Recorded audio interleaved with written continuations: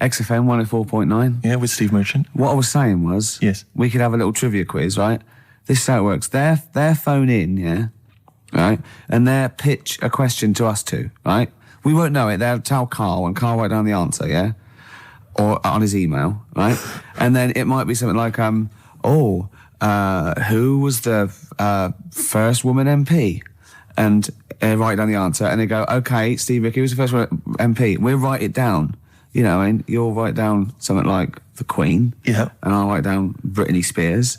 Yeah. And they go, well, Ricky says Britney Spears. And the answer is, did you see? Yes. And then whoever's... So they phone in, or can they email as well? They can email as well, Steve. Right. Okay, so let me just try and clarify this, because I didn't really follow that, and I know what the competition is. Right. People listening... Phone in or email in with a question, a trivia question. It can be about anything. I don't do game shows. But one which we may be able to get, right? They phone in with that or they email it in, but only Carl knows the answer. He asks us here in the studio the question. Ricky and I write it down independently. We hand it to Carl. We see who's got the right answer. It's like 15-1, but 2-1. And the great thing is that the best question that we'll vote on at the very end of the show can win these 3 CDs. We've got Feeder, Echo Park, The Essential Bob Dylan. That's a 2-CD set, Rick. Maybe keep the questions highbrow to show our intellect, not things like pop and trivia. And good idea. And we've also got this big compilation, Reloaded 3. That's also a 2-CD compilation. We'll start phoning and emailing now. Phoning, emailing go with berserk. Your trivia Absolutely questions go berserk. For Gervais. I'm best at science. Well, don't start giving hints. That's not fair, because I'll say I'm best at films if they want me to. Yeah, but I've already said don't do trivia and entertainment and that. Well, they should do. They should do trivia and entertainment. Music and films is what they should do. No, they shouldn't. Or old TV. That's the cliche of XFM listeners, and I know they're more intelligent than that. They're not, Rick. They're stupid people. They're stupid people, and they only know about a few things. Garbage, Cherry Lips on XFM 104.9. Well, either they really want those CDs or they want to embarrass us. Because the phone lines are going mad. And they are going mad. We didn't even give out the phone number or the email, Rick. Shall I just give it out now? Well, obviously I don't need to. Well, I ought to anyway, for those that didn't hear it but didn't know it already. Of it. 08700 800 1234. Sorry, that's not 08700 08700, because I started again because I sort of fluffed slightly. Yeah, go on. 08700 800 1234. And when he says he fluffed slightly, that's not how he got into television. Exactly. Ricky.gervais@xfm.co.uk if you want to email the question, and only Carl can see the screen, so there's no cheating. Probably people don't know what fluffing is, do they? No, I don't think so, Rick. Carl, have you had a question? What, already? Are we doing it now? Should we do it now? I think we should just drip them in throughout the course of the show. Yeah, you could one dripping them in. Go on. Ask us a question. I thought this was a good one. It's from Clive. Go on in. Clive? We've got a listener called Clive. Wow. That's all right. Who was the first James Bond? Oh, it's his film one. I know that. No, but wait a minute. I know this ambiguity because we've talked about it. We've talked about this ambiguity before. You see, he might be deliberately embarrassing us because the old myth is that someone played it on radio that we all know and love. Yeah. Now, he should have specified, did he mean the film James Bond, the first film James Bond? Can I just say, we won't count this one, because the definitive one, I've talked to Glyn about it as well, it's Dr. No was the first one of the team that we... Sean Connery. So Sean Connery's the first screen James Bond. So we agree on that, even if we're both wrong. What did he say it is? I bet he said it was Bob Holness who played him on radio in like the 1950s. He didn't say the radio bit, but he said Bob Holness. From Blockbusters. Yeah. And I was drawing a little Blockbuster thing. That's really spooky. That's weird, isn't it? But the thing about that is I'm worried if it might be a myth. It may be a myth. I don't think it is. It's that we can't... 1 point to me, then. No. Yes. No. Well, did you know it? Did you know it? We talked about it. No rubbish. Yeah, but if we talked about it, did I say it to you? No, we agreed that it was Sean Connery because it just like we didn't count Casino Royale because you said it wasn't by the same team. Yeah, but that wouldn't have been the first James Bond anyway because that came later in the series. No, Rick. No. Don't play the music. No way. That's clearly a point. You didn't know it was Bob Holness. He meant it was Bob Holness. I knew the answer, wasn't it? Well, fun-loving criminals, Scooby Snacks. Anyway, it doesn't matter because we both agreed once in a pub that the right answer is Sean Connery. Yeah, but wait a minute, Rick, the point's not that. The man phoned in with a question and the answer the man was after was Bob Holness. Oh, okay. And that's the answer I'll tell you what, the answer I was after was me. But that's nonsense, Rick. He's the question master, the man who phoned in. That's ludicrous. You to face the facts. You can't say what number am I thinking of? It's got to be the real answer. No, but I knew the answer he was after. So brilliant. Yes, because that's, even if he's got it wrong, it's such common parlance now that Bob Holness was the first James Bond that I knew the answer. Face the facts. Right, give us another question, Carl. Jeez. Give us another question. God, he's a bad loser, isn't he? I had a good one here, but You've forgotten it? Or I sort of scribbled it down. this is brilliant, isn't it? Hang on a minute. We can edit this out, can't we? It's not live, is this? It's only a piler. It's gonna this is going to look great when it comes out. Go on. Which food? Yeah. Carl, you know making up the question. No, it's just that I sort of took down the important bits. But this is amazing. This is amazing radio. Go on. Which food kind of doesn't make you fat? Jeez. What kind of a question is that? Oh, this is No, it is proper. I love imagine this on the weakest link. What kind of food doesn't sort of make you? I mean, it doesn't make you fat. Okay, do you want Basically, no sort of calories in it. Celery. Water. Well, I mean, what do you mean? Do you mean a vegetable? No, do you mean you're right. Apparently, it uses up more calories to bite it than don't. Yeah, but wait a minute, Rick. One all. No, it's not 1-all because you're supposed to write it down. You didn't know. But you didn't. What do you mean I didn't know? You're supposed to write it down. That's the whole point. We're writing things You down. said water. You said water. Well, that's because I thought we weren't taking the question seriously because you didn't know what he's talking about. 1-all. We got to set the rules. This is Bit too much like Portishead for my liking. Was it? Yeah. I quite enjoyed it. Beat a band. Well, it's because Portishead are from your neck of the woods, isn't it? Was it? Portishead, I think you'll find. Yeah, I'm embarrassed myself. Right, another question, quick. Is this question a real question with a definitive answer? Or is it like, what is my most comfortable chair? I don't know why people aren't going to maybe like Trivia Pursuit or something, just getting a question off that and then... Because they're a little bit more discerning than that, Steve. Have you heard the questions? They don't know what they're talking about. This is stuff they've overheard in pubs. Come on, ask it, Carl. I look at the Carl takes down and goes, what's that? I know. What am I meant to write? Go on then, ask this one. Right. What sort? No. The Pope. Yeah. What semi-precious... Sorry, Anne, Mrs. Robinson, we're going to have to let you go. Yeah. Go on. You are the weakest link, Carl. Goodbye. Yeah, go on. The Pope. Yeah, the Pope. Yeah, we've got the Pope. Yeah, that's not strictly a question. He wears a... He wears a dustman's hat. He wears gall-blimey trousers. Yeah. Does he live in a council flat? Yeah, he lives in a council flat. He wears a semi-precious stone. What's the stone? The Pope wears a semi-precious stone. What is the stone? You mean, what is it called? Yeah. What is it called? What, has it got like a kind of papal name? I think it's like, is it a 18-carat one?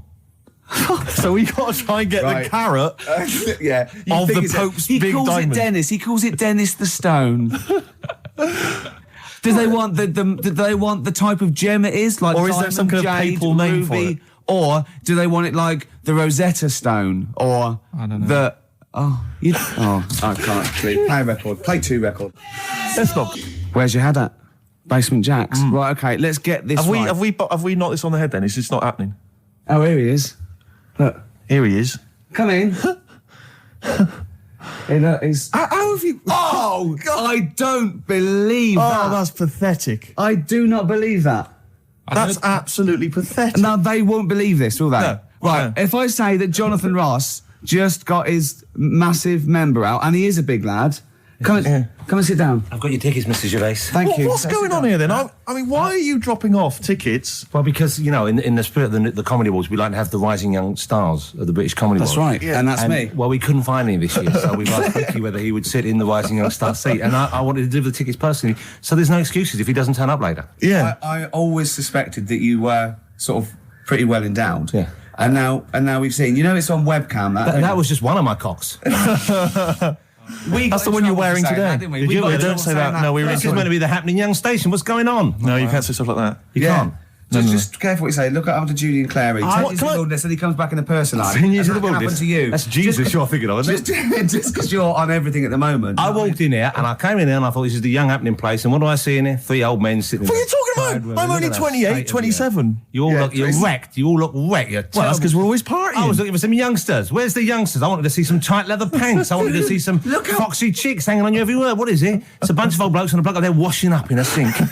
But look at him. He even dresses for radio. Look This at is him. ludicrous. It's amazing. It's like, you're I love the fact you were on the phone to Gervais last night, weren't you? Asking his advice on clothes. Look at him. He's going for the man down the DSS. I like that look. That's a nice look. Have you got a single pair of trousers that aren't elasticated at the waist? They're maternity jeans, aren't they? They've got a whole panel that pulls The forward. thing is, what I do at the end of the week, I can pop these in a pan and I can make a nice soup with all the food that's encrusted in As them. his years as a homeless coming to the fore there. Look at you, But one why- step away from Lawrence Llewellyn Bowen. I'd like to be that bit closer. But why are you dropping off tickets? Are you a little bit... Because I thought you were married and stuff. Why do you suddenly got this obsession with Gervais? Because I'm a bit rough, ain't I? yeah, it's like when you see Dale Winton out with those rough boys. I'd like to get one of my own. When a top celebrity in a lovely looking suit walks down the corridor with his penis out, Yes. Yeah. I know that I'm still an attractive man. You've arrived. I was inaugurated in the same way. For me, it was Des O'Connor. It's like it's the passing on of the baton, if I may use that euphemism. and you've been battened. But it's fantastic. Well, it is a pleasure. I don't think I'm complacent just because I'm mixed with people like you. I still wake up and think, I don't believe it. I'm mates with Jono. Can I just point out? Jono. I was listening to the show last week, and I heard you, as always, revealing a little too much about yourself, if you don't mind me saying so. Yeah. Steve, tried Not as much as you. No, but that was just for the benefit of the room. Yeah. And talking about when you used to occasionally urinate in the sink. Yeah. When you were around my house last time, and I came in, and you looked a bit shifty. No, please reassure me. It was more ownership. But Yeah. I was like, I went to my territory, and then other people that come in that go, has Gervais been round here? It's like just marking my territory. Because my coffee the next morning had a hazelnut tang to it that I don't remember putting in. Can I just say something? Because I mean, I used to, mention to you, Gervais, when we first started getting involved in the business. Yeah. I used to say, if there was one celebrity I'd like to be friends with, it's Jonathan Ross. Yeah. Lo and behold, Ricky's befriended Jonathan Ross. I'm nowhere to be seen. But Not Ricky invited told me- round. Ricky told me that I could be his friend, providing I never extended the arm of friendship. to Right. you. Yeah, if you ever... I thought as much. He tries to keep everyone else down he works with, from the office, all the other shows. He tries to keep them down. He said, I didn't even want I'm you to number come one. in. I wanted to meet you on the steps. Yeah. I didn't even want to tell you you were around. But you called. He went, who's that? And he saw your name come up and he went, well, can I meet him? Well, you're all coming tonight, aren't you? This isn't Radio 2, by the way. These links are way too long. This is snappy radio. We have to play out... Yeah. You might The be kids have lost interest. But the kids want to hear Coldplay, Catatonia, You know what I like? Faithless. How about some more of that instantly forgettable hip hop you play each week? One of those obscure Go. hip hop hooey. That's the worst feature on British radio. You should be ashamed of yourself. Wait a minute, I've heard your quiz on Radio 2. Having a laugh. The hip hop's had its day. You took it out. Put it away. Put it away. I'm Carl. Carl, how you doing? I'm all right. Got a question for you. Quiet man. Got a question. Yeah. The Pope. Yeah. What semi-precious stone does the Pope wear? That is easy. Go on. Topaz. Is that the right answer? I don't know. I might have wrote it down. I'm really sorry, Jonathan. It's not what he publicly admits to, but I have to know because I was hanging out with him at the Groucho one night, and he was saying, "Oh, look at this, look at this, look at that topaz. Go and buy that. Look at that. Vatican City." Look at that. We can make a nice ring out of that, he said. Didn't go anywhere, but thanks for asking. I better go. I've got to go. I've got to go and buy you. some winkle pickers. Thank you very much. Okay. Enjoy Nice to it. meet you, Stephen. Yes. Carl, I wish I could say it'd been a pleasure, but actually it was quite creepy. See you later. Yeah. It's annoying, actually, that Carl never went to the email because the questions have been sent in there. Are they Good good? questions, and they've all been sort of neatly spat out with the correct answer. For instance, I might have asked you this if I was the quizmaster, Go on. Rick. How many noses do slugs have? Oh, I Which think is an it's interesting 4. It is 4. Yeah. Point to you there. Let me just see if I can find another one. Who, according to the current issue of Viz, is a cycloptic pop temptress? Oh, don't know. Is it a pun on her having one eye and being sounding like... Cycloptic is the clue. There's Yeah. only one pop temptress. Oh, it's Gabrielle. Of course. Yeah. 2 points. Mine are better. He didn't get them. These are rubbish. Have you ever watched a quiz show? Because I can understand the question. They're rubbish, I suppose, aren't they? That gives me a chance to know what the answer is required. Go on. Let me see if I can find another one for you. No, you're never going to get that one. That's too hard. Oh no, that just That just teases you more, Yeah. doesn't it? What's the name of... Well, that's boring, that one. Sorry. There you It's go. beginning to fall apart again now. Here we are. What's the proper name for Big Ben? Is it St Stephen's Tower? You know, it absolutely is. That's 3 out of 3. That's fantastic. Yeah, because the bell named after something like Benjamin so and so works in it. It's Stephen's Tower, and that's the big bell. It's actually, in a weird way, I didn't know any of those. So it's actually quite good that we did kind of balls it up with Carl, because otherwise there'd have been egg on my face. Yeah, but I still won. I just won less. Oh, did you? Yeah, you did win. Yeah. I've already forgotten. I already wiped that out of my memory. Yeah, but hey, Steve, it's not me that's the real winner. It's Neil who asked that question About pubs. and he's got those 3 CDs. Just tell him what they are again. Just Feeder, Echo Park, a compilation called Reloaded 3, lots of great stuff on there, and the Essential Bob Dylan 2 CD. Have you called him and told him? No, not yet. This is such a shambles, isn't it? Because what if he goes out or something? Actually, if he's listening, can he give us a call? That is so lazy. Can't we call him like Tarrant would? I would have That's had his surprising. number. You've not got his number? I forgot. Oh, this is unbelievable. I said get the numbers, Carl. I wanted to go for the Pope one. Carl, do you actually work here in the week? Or, like, did you just, you know, like in a film when they knock someone on the head, put on the spacesuit and go to the moon? Is it like Secret of My Success and Michael J. Fox? You actually work in the post room, but Saturdays there's no one around that recognises you. So you pretend that you're a producer? Yeah. Because you don't seem to know any of the rules. Because I reckon that name's made up. When did I say a producer? When did I say I was? Carl Pilkington is a name that you'd come up with on the spot. No, he doesn't work. No, he's not a producer. He says he works in sound. He works That's what in he says. sound. Yeah. Well, I'll tell you what. Work with this. This is my song for the lovers. It's a beautiful track. I've played it before. I'll play it again. It's one of my favourite tracks of all time. It's Bob Dylan. If You See Her, Say Hello. Here's a little bit of trivia for her. This is the last song I ever played on the old XFM before they came in and said, "Okay, you can go now." That's incredible. Isn't it? Bringing tears to my eyes. Lovely. Well, the greatest singer-songwriter of all time. Beautiful. With one of his best songs there. Absolutely. Bob Dylan, If You See Her, Say Hello. She might be in Tangiers. I mean, he's having a go. If you're going to go to Tangiers on the off chance to try and find her, I wouldn't bother. Yeah. You know? But I mean, you know, he's certainly if you're going to be there, then he's have a look desperate. for her. He's desperate. He's going, well, she might be in Tangiers. Have you checked upstairs? She's definitely not upstairs. Just have a look. Well, anyway, that was Song for the Lovers. But because I'm so excited about having such great prizes to give away for the first time, some albums that Carl found, we've got the lucky winner on the line. Hi, Neil, are you there? Yeah, I'm here, Ricky. Hi, you're a winner with XFM. Fantastic. Yeah. Do you like Feeder? They're a good group, aren't they? Feeder, well, yeah, the kids seem to like him. They do. The kids like them. And then Bob Dylan, he's a great, lovely bloke with a guitar, isn't he? You're working hard, aren't you? I'm fed up with this, mate. Really. Honestly, I just don't know what else to do. I come in every week. I try and do. Yeah. You have to write a new series of The Office. That's what you have to do. I'm trying, but I've got voiceover work now, so there's more money in that. You know. You're everywhere. Yeah. Woolies adverts. Yeah. Ooh, sorry, I shouldn't mention that shit on the radio. No, it's all right. So, Neil, Steve Merchant here. Will you be looking forward to receiving these albums? You've got Feeder, Echo Park, Bob Dylan album, the best of, and a compilation. You looking forward to them? Oh, absolutely. You know, I mean, it's going to really lift my Christmas haul. I'm not going to get to go home this year, so that's going to make up for it, I'm sure. Neil, what of those three? Which one will you be putting on first? I think Feeder, Echo Park, because the kids seem to like it. Okay. Excellent. Thanks very much. What will you be doing for the rest of the weekend? Are you going to be chilling out? I'm chilling, man. I'm freezing. I'm playing golf right now. That's madness. It's very cold out here. What's your handicap? What's my handicap? My short game's terrible. But Right, yeah. You're going to be watching the National Comedy Awards this evening. I hear that The Office is nominated. you guys are the shoe-in. Sorry? You're a shoe-in. It's yours. Thank you. I don't know what a shoe-in is, but I'd like to go to one. I think it means like foot in the door. Lovely. Yeah, not foot in the door. It's like it's yours. Your name's already on it. Oh, really? I Wow. would think so, yeah. Well, why would Ross stop around? I don't think he makes the decisions. Neil, thanks very much for calling. Those prizes are going to be winging their way to you. We're just like real DJs, aren't we, Neil? Just say we're just like real DJs and we'll leave you alone. You guys are just like real DJs. Enjoy your game. Cheers, bye. The reason you became king of the universe, of course, is because of your fascinating French bread anecdote. Oh yeah, come on the story? then. How did baguettes come about? If this is going to be someone cooked a loaf a bit wrong and said I can still make a sandwich out of it, I'm going to hit you. No. Go on then. Right. Napoleon, when he was at war and that with Russia. 1812, yeah. Yeah. All his soldiers were like, not used to the cold weather and that. So they said, take some clothes in your bag with you because it's going to be nippy out there. So they put all the clothes in the bag. Sure. They were told, it's Napoleon, for Christ's sake. No room for any food. You're joking. So couldn't they make some sort of like sandwich?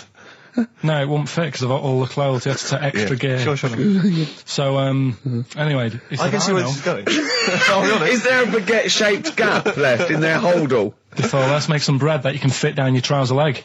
What? That's not true! No, it's not, I read it in Euston train station. I was waiting to go back to Manchester. Where did you read What, this? scrawled on the wall in graffiti? Yeah. Do you know Was it also meet me here for cock fun at 12 o'clock? The Upper Cross Sandwich Shop, Euston Station. It's on the wall. What do you mean it's on the wall? Do you know how it says, like, sail on at Dixon's, whatever? Yeah. Next to that, there was, like, a bit of information. Once you've read the stuff on Dixon's... I get information. There's a big thing about the history of the baguette. I read it and I thought, we got to make a sandwich we can split down our trouser leg. But how can you march and fight with a huge piece of bread down your train? Although it would be intimidating. You see them coming, you go, sacre bleu, look at the size of them. They're big fellas. Well, blimey. I can't help but feel that could be a practical joke at your expense. Yeah. Do that. Well, the Earl of Do you ever Sandwich... question anything you read? If it's printed up, is that, like, fact for you then? Well, it's not funny. I mean, if they were trying to be funny, it's like, it's not, is it? So it's information. Have you heard us? Things sometimes want to be funny when they're not. That's exactly what happened with the sandwich. The Earl of Sandwich wanted something he could fit down his pants. And it was those triangle cut sandwiches wrapped in cling film were perfect. You might be right. You might be right. I am. Because the Cornish pasty, so they could drop it down the mines, isn't it? Is it? They wrapped it up they wrapped up like meat and vegetables in pastry, and they sort of crimped it, and it was like and they dropped it down the mine, so, yeah, that's how that came about. And bagels were originally made so that people could play hoopla, but then eat afterwards. I don't know if you're aware of that. That is true, Carl. Well, anyway. Call my bluff. Is that true? Yeah. They're all true. They're all true. Yeah. Tell your kids that when you have them. Yeah. You know, if they're still alive in a million years. Well, it might be true. Can someone confirm that baguette fact that it was so Napoleon could stick it down Not him. his trousers? Not him, his soldiers. His men. Yeah. Fascinating information. Fascinating bread information, Carl. Radiohead. Yeah, now this is my song for the lovers. It's a beautiful track. It's Let Down off OK Computer. It's one of my favourite Radiohead tracks. It's lovely. Right, set the tape going now if you want to tape these songs. Avalanches, Frontier, Psychiatrist. Absolutely. Well, we've had lots of emails. People, obviously, we inflamed and provoked about the Cornish pasty. I've got a couple of amendments to that. The crusty bit, is actually as a handle, because obviously the miners had dirty hands, and they'd eat all the stuff in the pasty, and they'd be left with this sort of crust, and they could throw that away. Mm-hmm. Also, someone told us that at one end was a apple, so you have a little sweet as well. Little dessert. So, there you go. You noticed how, over the years we've been doing this, way back when we started XFM, no one ever contributes when we ask about the music, when we ask about hip-hop, or their, opinions on that, anything important. No. But start talking about pasties. Yeah. We've had about 5 phone calls. Yeah. And someone phoned up to confirm. They used to work for Upper Crust, and basically, Carl got all excited. So it is true. I don't know if it's true. I've read the same sign you did, Carl. Interestingly, there's an email here that says, which basically offers a history of the baguette, and talks about after the revolution, the government decreed that all of France must eat the same bread, and it was up to the bakers to bake this bread of equality. And then Napoleon kind of made sure it was a particular, he kind of set in.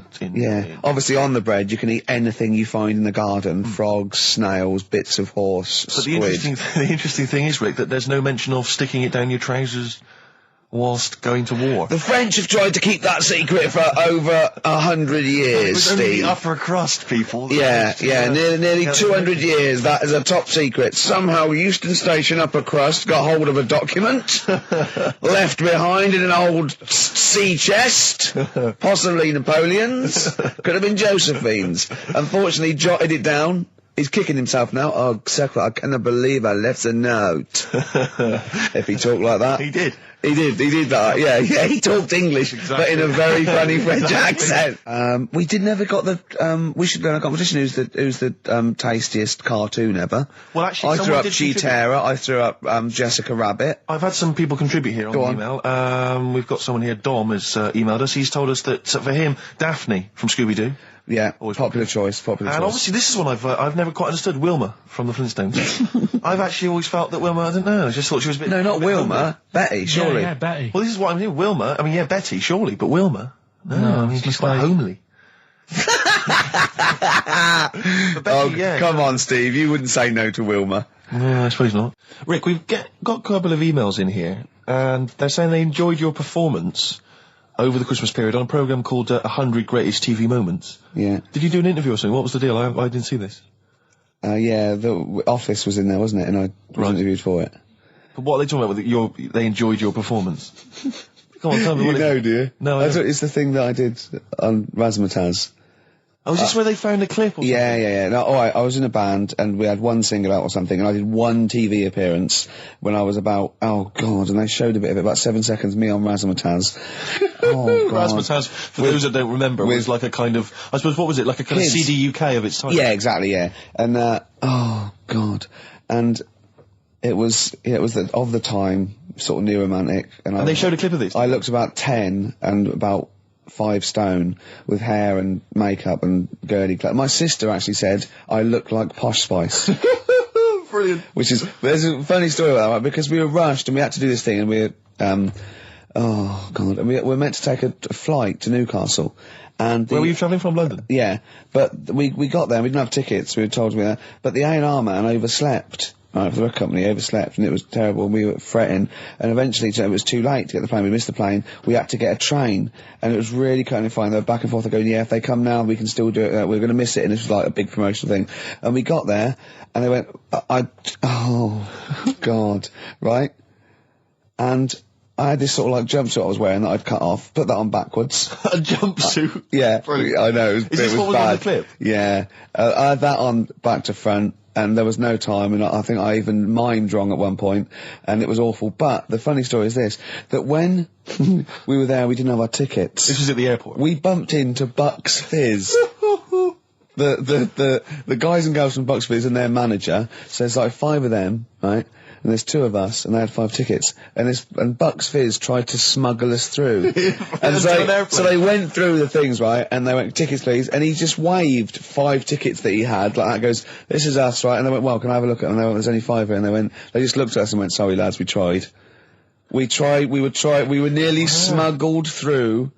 By Bobby. Carol. They couldn't even with their powers, they were the height of their powers. That was like make-believe time. They'd already done making your mind up. I thought if anyone can get us through customs check, it was the Fizz. But even the Fizz what I like could though, not that get us reassures me, I have to say, about kind of airplane travel. You know, in these kind of troubled times, it's nice to know that even someone like Bucks Fizz couldn't get, smuggle someone through. That's good, because even the top security man went, hold on, there's 5 in the Fizz, there's 5 tickets, those 2 lads are not going through. Exactly. Yeah, that makes you more secure about air travel now. Well, it's lovely if I'm in America, and I see 5-star, trying to get through customs. With 2 other lads. Exactly. I think, wait a minute, what's going on there? Yeah. Wait a minute, security guy stopped him, it's fine. It's fine, yeah. You know there's only 5 in 5-star. Oh. It's lovely to know that. Yeah. I love the fact, and did you know the Fizz previously? Was this your first run-in with the Fizz? No, they were doing the Taz, same as us. They were doing the old Raz, same as us. Did you recognise the Fizz and go, oh my God, that's the Fizz, let's try and sneak in with them, or did they recognise you? How did it work? They wouldn't have recognised us. Exactly, that's what I'm thinking. I love the audacity of going up to Bucks Fizz and saying, try and smuggle us in. Can you try and break aviation law for us? Now, it's time to make your mind up. We're going to the land of make-believe. I did that and they laughed. They went, brilliant. Yeah. We'll get you through, lads. Yeah. Just stay tight. I was actually on top of Bobby's shoulders in a long coat. Lovely. Yeah, but Bill... Well, seriously though, I don't understand what their plan was. Like they would have gone, through. It's the Fizz, land through. Yeah. Don't bother checking the... It's like, wasn't even answering, we couldn't even get to Newcastle. Do you think it was wearing your jumpsuit backwards that sort of gave it away? Well, no, but see, I didn't have it on then. I was just in civvies. I just had jeans and a t-shirt then. I didn't even have my hair gelled. I was just like cash. I saw it. I thought it looked all right. Did you? Did you? Well, I mean, for Then you. In a tight jumpsuit. Yeah. Cheekbones. Brilliant. Yeah. I had some cheekbones. Yeah. That was. If anyone else saw it, or maybe they taped it and they've got a clip, because I'd love to see it. I missed it. Well, I'll get you one. If you have it, put it. I'll tell you what. Why not create a website? And put that clip on there on a constant loop, and then send the address in, and I'll give it out, and people can check it out for themselves. Yeah, brilliant. Is that okay? Yeah. Cool. I'll have to lose weight now. Yeah. Hives there on XFM 104.9. Right, we've got a competition question. Steve's come up with it at the last minute. This is just to check if you are a regular listener of the show. Yeah, we would like to reward loyalty. Exactly, absolutely. So, last week on the show, Ricky described a story that happened to him back in the 80s when he was making his TV appearance on Razzmatazz with his band, and he had to fly up, was it to Newcastle? Yeah. And he tried to get on a plane, and a pop act of the 80s tried to help Ricky sneak aboard an aeroplane. But failed. But they failed to do it. At the height of their powers. And they were at the height of their powers. What was the name of that outfit? Should we put them on the line? Absolutely, let's hear it. There's the people there already. This is to win Incubus tickets. Please do not be mental. Don't be mental or swear or say anything libelous or nasty. Yeah. Just be nice. You won't win if you're not. Go on. Hello? Hi, who's that? Oh, I've got my headphones on, haven't I? Put your headphones on, Rick. I'll just keep her talking. Oh, no. Hey, how's it going? Hello? Okay, hello. Hi. Hi there. What's your name? Lindsay. Lindsay, where are you calling from? Clapham Junction. And do you know the answer? I do. Okay. Bucks Fizz? It was indeed Bucks Fizz. It was the Fizz. It was indeed the Fizz. Well Do done. you like Incubus? Yeah. Right. Right. Oh, yeah, you see, if I was interrogating you, I'd go, you hesitated. Yeah. There's so many people phoning up who are desperate for these Incubus tickets. Please don't make They us are give them to rightfully, you. no, to be fair, they're rightfully yours. Right, I tell you what, I'll have a T-shirt if you give them the tickets. Okay, is that just any old T-shirt or... No. Can we send her a T-shirt? Carl's nodding. I think we can send you a T-shirt. Right, we'll get you a T-shirt. How are you going to do that then, Carl? Because you've got to take her name and everything now. You keep talking a minute. Yeah. This is pathetic. This is wouldn't amazing, happen isn't with it? Dr. Fox. He'd have it Foxy all wouldn't planned. do this. Can I say as well? There's a bank, there's a train station with one vowel. Yeah, but there's loads on there. He hasn't thought it through. Bo as well. There's many. Listen, Carl, take a note of her number. It can't have been that. I can't remember it. What was it? I remember I tried it the last time I tried it. This is a shambles. And I couldn't work it out. Then there was wrong answers. I remember Aldwych came up. Maybe it's Aldwych. What's Carl doing there? Who's he talking to? I don't know, he's talking to her, but what? Say again? Look, quick, let's think of something. Come on. Tell her, are you still on this line?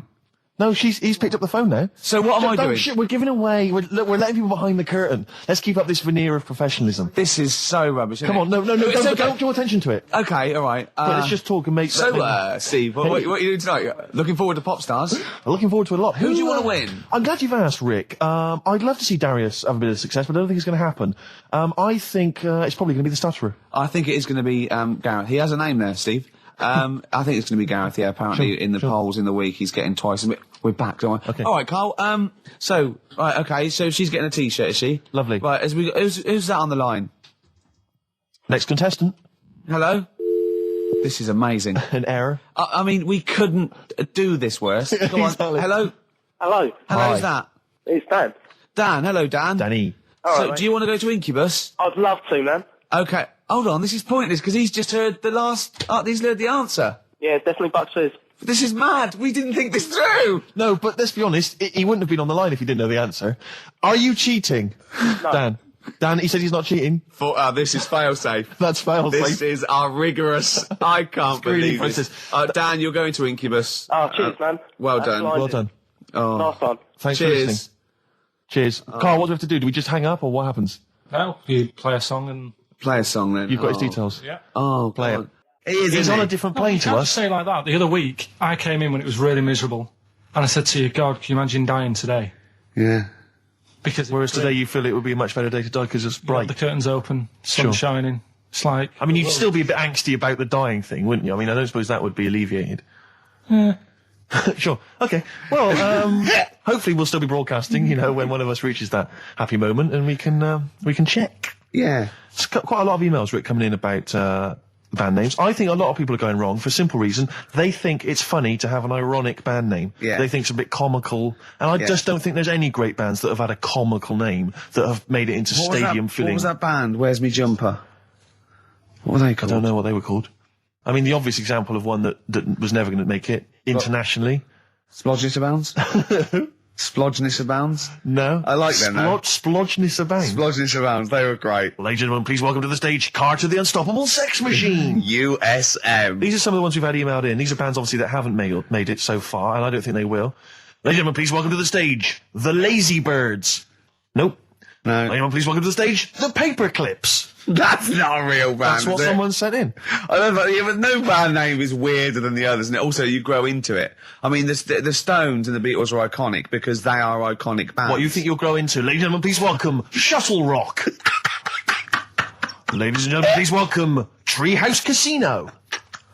I don't think they're gonna... That's just made up. Well, possibly. Well, they all are, But they all obviously. are. But my point is, people say there's Yeah. no logic to band names, but if you think a band name like the Smiths, Great. that's genius. It is, It yeah. sums up everything that band is about. Yeah. The kind of they're capturing that mediocre world of grim up northness. My it's- favourite, Sonic Youth. Sonic Youth is genius. Nirvana. These are incredible band names. So Yeah. there is some logic to it. Yeah. I genuinely Sonic believe it. is It's not just great. arbitrary words. What about The Madness? Cure. The Cure. Madness sounds rubbish, but they're good, aren't they? Yeah, but again, they were never going to be...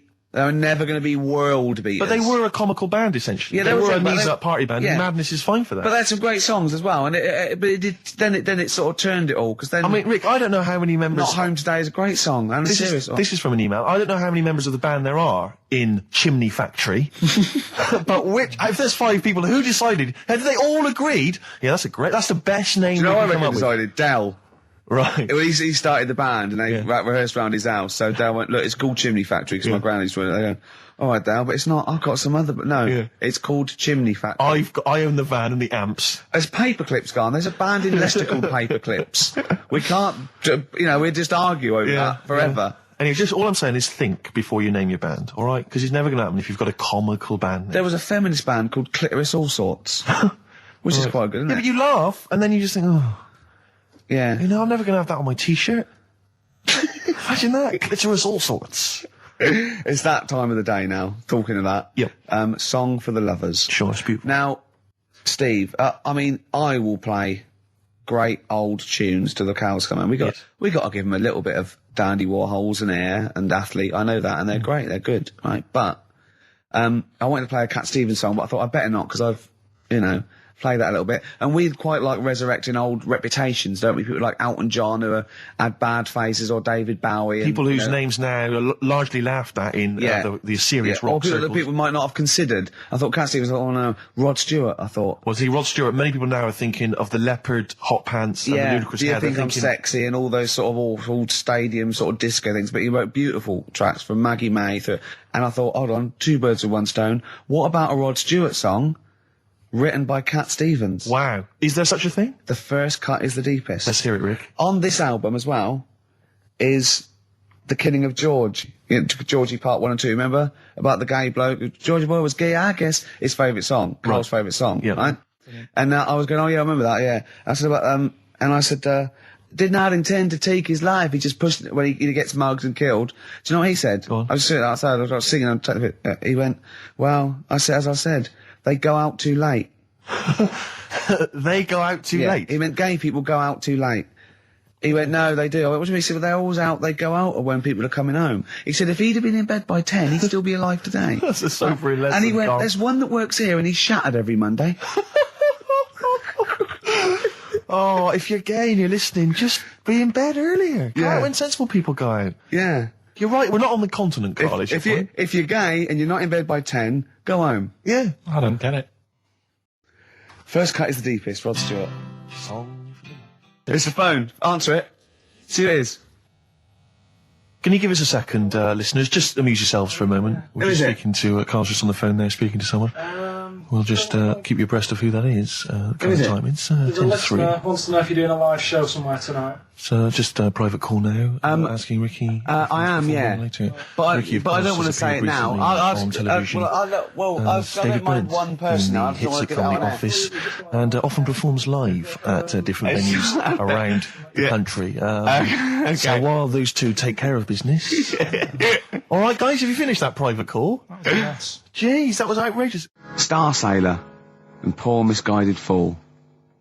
With me, Steve Merchant, and Karl Pilkington. The K-Man, round of applause for K-Man. Yeah. But no one's announced who you are. Ricky Gervais. Ricky Gervais. It's XFM 104.9. Saturday afternoon. If you didn't know that, I don't know why I mentioned it. That was stupid, really. You must know that by now. Well, we've got some great things coming up. We have haven't indeed. We've got songs and chat and things. We'll also, of course, be running through the white van man questions from the Sun again, but this time Carl will be answering them. I look forward to that. Yeah. Can we do that fairly soon? Oh, there's some good questions this week. Yeah, we will, but as I was coming in, there was a bunch of posh lads, I think university students, trying to get in, because they're doing one of those scavenger hunts that they have to get points for charity and do stuff, and one of theirs is get on a live radio show. Right. So I sort of felt sorry for them, so I said they could come on here, just for 5 minutes. Who are That's they? all right. They're just, Are they toffs? they are sort of like toffs, but they're trendy toffs. They're obviously... Trendy toffs? I don't know Yeah. what's that. Is that like Lady Victoria Hervey? Is she No, I don't mean that, no. They're both sort of like that, Will of Pop Idol. Right. They're like him, sort of like trendy but posh. Okay. They seem nice enough, and they're doing it, they're just for a cancer charity, and, they just get... They got points. Like they got their sponsor to do various. Exactly. I charities. don't know quite how it works, but they're gonna come on and, because we get, for coming on this live radio show, they get 17,000 points. Right, good. If I can put that in context, Yeah. if they were to say, did it help deliver a baby, they only get 7,250 points. But it's much easier. It is. There's lots of women just Happily gonna let dropping a couple of sprogs posh all ones. over the place. You can't get on a live radio show these Exactly. days for love nor money. That's true enough. You know what I mean? Yeah. So, when are they coming in? Carl said they're going to just... 1:30, I had a word with them. Okay, what did you make of And, them? They are posh. Really? But they said they're going to wander about and go and see if they can deliver a baby and that. And then come back here for 1:30. And I don't know if it... I hope they don't leave a baby sort of half out. You know, if they've got it. You know, they're push. Sorry, we're going to have to shoot off. We've got to go and see. We've got to play an instrument in a marching band for 8,500 points. Well, I did say be here definitely at 1:30 because I don't want you getting in the way of the white van questions. And the other thing is, right, they get 7,500 points for delivering a baby, but they get 9,000 points if they cut Peter Stringfellow's hair. Well, he's very precious about his hair. It's a more delicate operation, isn't Absolutely. it? There's more that can go wrong. That's true enough. Take an unconventional animal for a walk in a park. What is an unconventional animal? I think that could be a dog that just doesn't play by the rules. Yeah, that's a dog that's into Slipknot. Yeah, that wheeze in a urinal. Yeah, exactly. Standing up. Exactly. Yeah, well, I'm looking forward Well, to yeah, that. I'm sure they're lovely guys. Good luck to them. Yeah, we'll see you later. Well, we're back, and there's a few more people here. Absolutely, well done. Yeah, yeah. Well observed. Yeah. Do you want to say hello? Yeah, hi guys. And what are you doing here? This is Mark and James, or Sco and Belch, and we're here. Sorry, your names are what? Sorry, say the last bit again. Or what? Sco and Belch. Sco and Belch? Yeah, that's right. Do you want to explain that? No. No, from the drinking story. games, I imagine. Yeah. We've got worse names than that, but it's radio, so. Sure. Now, you're presumably students? We've just we kind of graduated. We've been in work like about a year or two. And what do you do? I work for a management consultancy. I work for a distribution company up in Birmingham. Well, okay. So, Now, great what you're doing is a scavenger hunt, and you're raising for cancer Colon charity. Cancer Research. Right, and you've got to do, and this is, we're just helping you out here because for 17,000 points, you have to get live on a TV or radio show. That's exactly it. So and here we are. That's why we're here. Yeah. Do you ever listen to XFM? I know of it. Yeah. I listened to it a few times. Sure. What kind of music, what kind of sounds would you normally be into? I love cheesy radio, sort of school disco, sort of, 80s stuff. Sure. Sorry, what was your name again? Mark, or Sco. Sco. Okay. And you're Belch. Belch. And what sort of sounds would you be grooving to, Belch? Cheesy. UK garage? Well, Craig David. a bit of house just very occasionally, a bit of cheese. It depends what kind of mood I'm in, you know. Now, you don't listen much, but I mean, kiss a celeb, because Carl... Yeah, we actually want to do that with you, Ricky. Is that all right? No. That's not going to happen with okay. Ricky, but Carl's now got his name mentioned in Heat magazine. Is that right? Well, So that's if you want to brilliant. snog Carl, we'd love to see that. I mean, we don't want to snog Carl, but I mean, we were thinking if there was kind of a female presenter here, we might be able to do something. But What are you saying? A female placenta? well, if you've got one. Have you seen some of the female presenters that work on XFM? Oh, placenta. Is that why they're on radio? I thought you said placenta. That's unlikely. I know, well, now what's the other things you've got to do here? So what are some of the things you've done already? Well, See, some of these worry me, like start a fire in Pudding Lane Oh, we've done that already. for 4,700 points. I'll tell you what we have done. We've been on Phantom of the Opera stage already. Have you? Yeah, we just asked the stage door guy. And, That wasn't during the show, I see. No. And that's right. He actually mentioned that we shouldn't speak about that too. Otherwise he'll get sacked. But he was really kind to let us on. We've jumped in Trafalgar Square water with doing a sort of Friends impersonation, so that was... Right. How many points pretty did you get cold. for that? We got 2,000 points for that. We got Right. 8,000 points for being on the stage at Phantom of the Opera. Yeah. And we get double that. We get like 18,000 points, which is almost the maximum for being here right now. Really? So that's Yeah, well, absolutely great. Honestly, I wouldn't worry about the little things. I'd go for the big. Yeah, that's it. We're not interested in the little stuff. We want to go for the big stuff. Yeah. So what the big ones are, get on stage with S Club 7, that's not going to happen, is it? When have you got till 6 today? Well, S Club 7 are on at the London Arena at about 2 o'clock, so... Good luck. But Okay. I think it's going to be very, very difficult to get on there, but you never I know. think so, yeah. Get in the vaults of a bank. Yeah, you got See, any some ideas? of these are bordering on the illegal. That's 20,000 points for that. Like getting a cage at London Zoo. Don't do that. I mean, it's 10,000 points, but don't do it. Unless it's a penguin cage. Well, that's what we were hoping. Just some kind of timid animal we might be alright with. You know? Yeah, sure. If anyone's got any good ideas for sort of funky things to do on air, then Okay, well, if you leave your number and anyone calls in, they can help you. Then Well, maybe some of S Club 7 are listening. Well, let's hope so, because I mean, we love them to bits. If they are, it is for charity, and the points get awarded into money for colon cancer research. So it'd be absolutely fantastic if we could. Yeah, so Bradley, John, Tina, if you're listening. Yeah, if you're listening. Or any celebrity out there who's a female celebrity, we need to snog them. It doesn't need to be a long snog, but if we can, that'd be great. This is good for 7,000 points. This looks like a good one. Play the organ in a church. That must be easy. Is that a metaphor? Yeah, but you know what church people are like. It says the bigger the better, so it might be. That's got to be euphemism. Yeah, it's got to be, hasn't it? Yeah. Well, thanks very much. Good luck. Good luck, guys. Get an arrangement standing outside Les Mis looking Miz. That's going to happen. That's good. Man, a big gun type thing on the HMS Belfast. Well, we've got a big gun, it's just finding the boat, which is the problem. Oh, calm down. What was your name? Bo? No. Po? Go. Thanks very much. Cheers. Very much. Cheers. Bye. From their greatest hits album, that's Outcast, and a track called Rosa Parks. Like it. Yeah, enjoy it. Now, we just had a call from someone impressed by Karl, and Karl's very pleased because this guy has actually done a PhD on Che Guevara. So in theory, whatever subject he chose, in theory, he's probably one of the experts in the world on this particular field. Now, hello, are you there? Yeah, I'm here. Hello, what's your name? My name's David. David, now where did you do your PhD? Did it at UCL. Did it at UCL, mild college. And what was the actual title of the PhD? It was Che Guevara's influence on class struggle in Europe in the 60s. And what did you think of Karl's performance? I thought he did really, really well. The only thing, I'd never heard those last words before.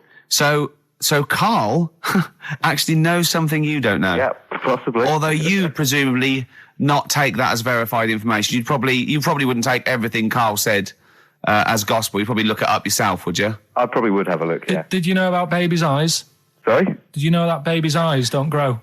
I didn't know that. You see, that's why you shouldn't take things Karl says as gospel. Because it come out with something, vaguely intelligent, and then say, "Did you know about babies' eyes don't grow?" Any questions that you'd want to test Karl on? Any thoughts? Any things he missed there on the history of Che Guevara? I think he did really well, and I think he should be congratulated. Because Karl has problems with understanding why people are interested in history, and even though he's been reading these books, he keeps saying, "Why does anyone care about history? Why is it important?" What would you say to Karl? I think he should maybe then look at who Che Guevara did influence and why he still influences people today. Yeah. Well, he knows that he influenced Citizen Smith, and he knows that if McDonald's ever wanted to swap Ronald McDonald for Che Guevara, it would cost him an awful lot of money. So he is trying to apply it to the modern world. He is having a go. Well, maybe you should think like why Rage Against the Machine have him on their T-shirts. Good point, Karl. Why do you think of that? Why do you think they have him on the T-shirts, Karl? I don't know, maybe that was the design of the T-shirt. Maybe they wanted another T-shirt. Maybe they wanted Ronald McDonald. But didn't have any in. Sure. And they said, we'll have that one there then. Well, thanks very much. Just before you go, do you think Karl would be an interesting subject for a PhD? Yeah, very much so, yeah. Okay, well, if you're not... Well, hopefully one day you'll become a professor and you can maybe set that as some coursework. I could do, yeah. Karl Pilkington. Imagine that. Cheers, Dave. Having an MA in Karl Pilkington. Thanks very much, Dave. Okay, bye. Cheers, bye. That's good. My teachers never did that. What, encouraged you in that way? Never said well done. So, really? Yeah. But you never showed up. Yeah, you had to be in the same room, They were really. too busy saying, "Who are you?" yeah. No, but Mrs. Matthews, me head teacher. Oh, let's not lay into Matthews again. Not Matty she Matthews. said, Not never- Grimble Matty Matthews. I'd never be a high flyer. If she could see you now. What did she say? You'll never be a high flyer? She said that to me, mum and dad. Really? On a parents' evening. And that was after I'd played the drums in Little Donkey. She clearly didn't know what she was talking about. The Strokes and last night. We just had a call, didn't we? From Johnny Mango. Oh, yeah, Johnny Mango, yeah. Yeah, old the Mankster. And he informed me that one of the Wurzels is dead, and I didn't know that. Yeah, Adge Cutler, who was the lead man, I think. Yeah. He said he died the most rock and roll death you can die. He said he was apparently driving on a terrible cocktail of cider and other things, presumably. Yeah. Apples and jams. Yeah. And he crashed into a tractor. And I wonder, is that true? JM's not winding me up. Yeah, I hope the Mango Boy's not having a laugh at me. Is that true? One of the Wurzels died by tractor. Is that true? So give us a call. What's the number again, Carl?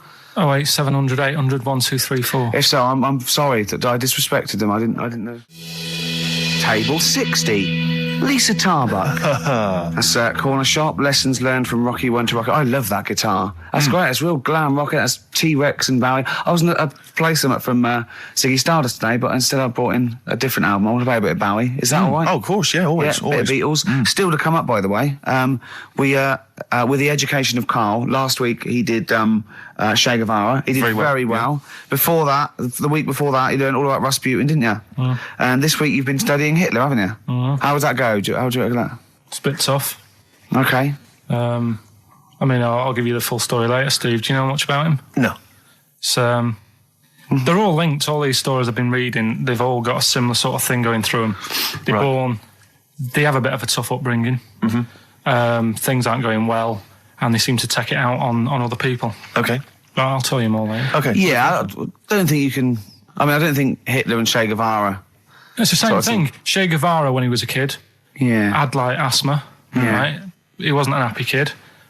Hitler, he only had one ball. Well, I was trying to find about that.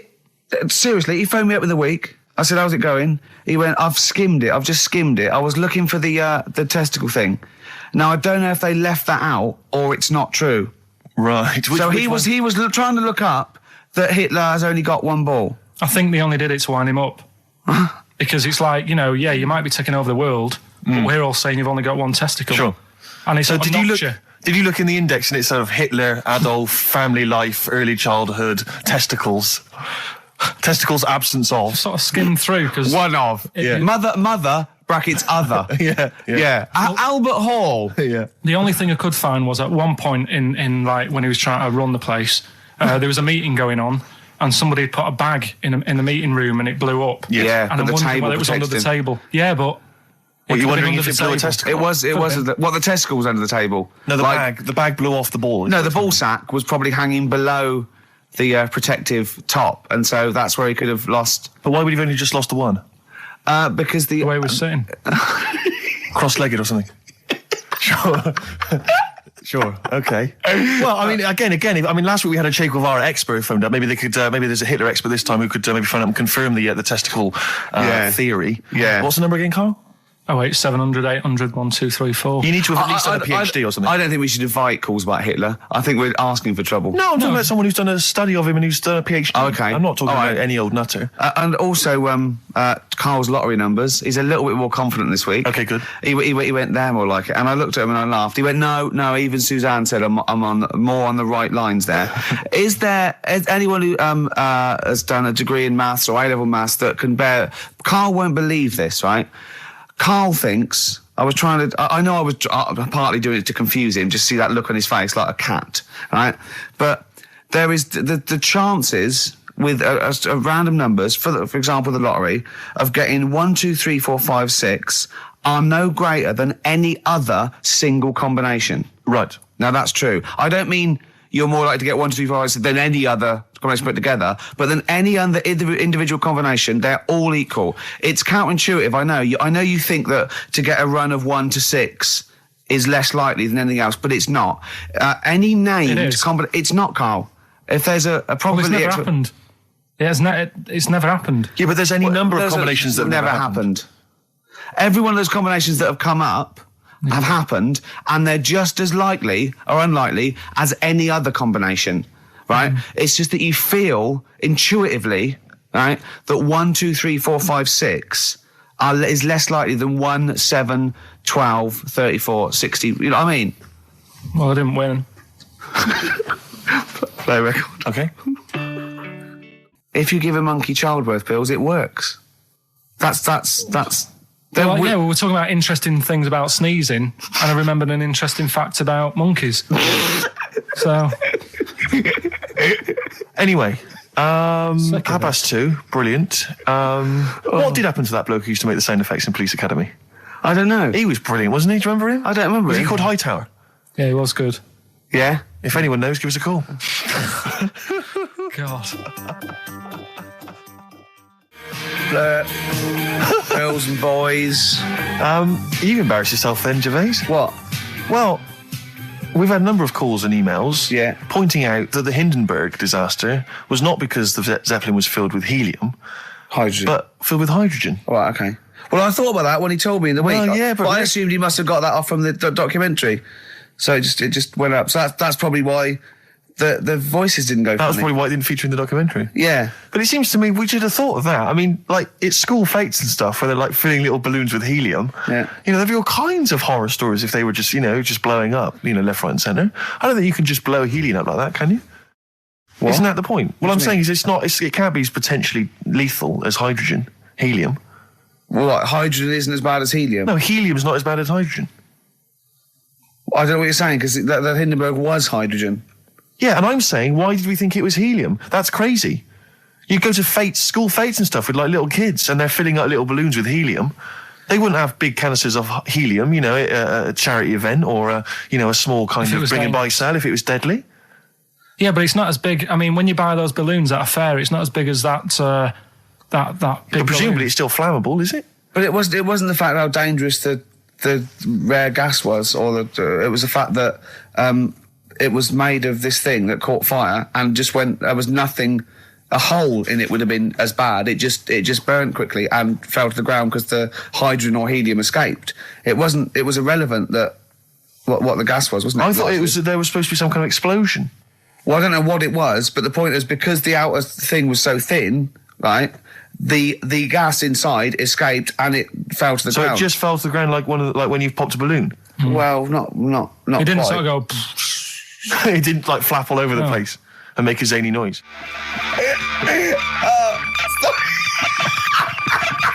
The height. I just explained what I'm laughing at, right? We just had a call from someone saying his company would sponsor Karl, right, to be raised by all these balloons if he could have a walk-on part in the office. And we immediately went, we're worried about that sort of thing. You can't really promise that artistic, And I was worried about the legality of it as well. How can you promise someone that for personal gain that's a private and all that sort of stuff, right? And I went, I don't know. And anyway, put the phone down to him and Karl went... I love the fact you're more effing worried about that than me being raised 30 feet in the effing air. You started getting scared, did you? Are you worried about it? Well, you're quite excited about the idea of the challenge, aren't you? I like the idea, but I want like...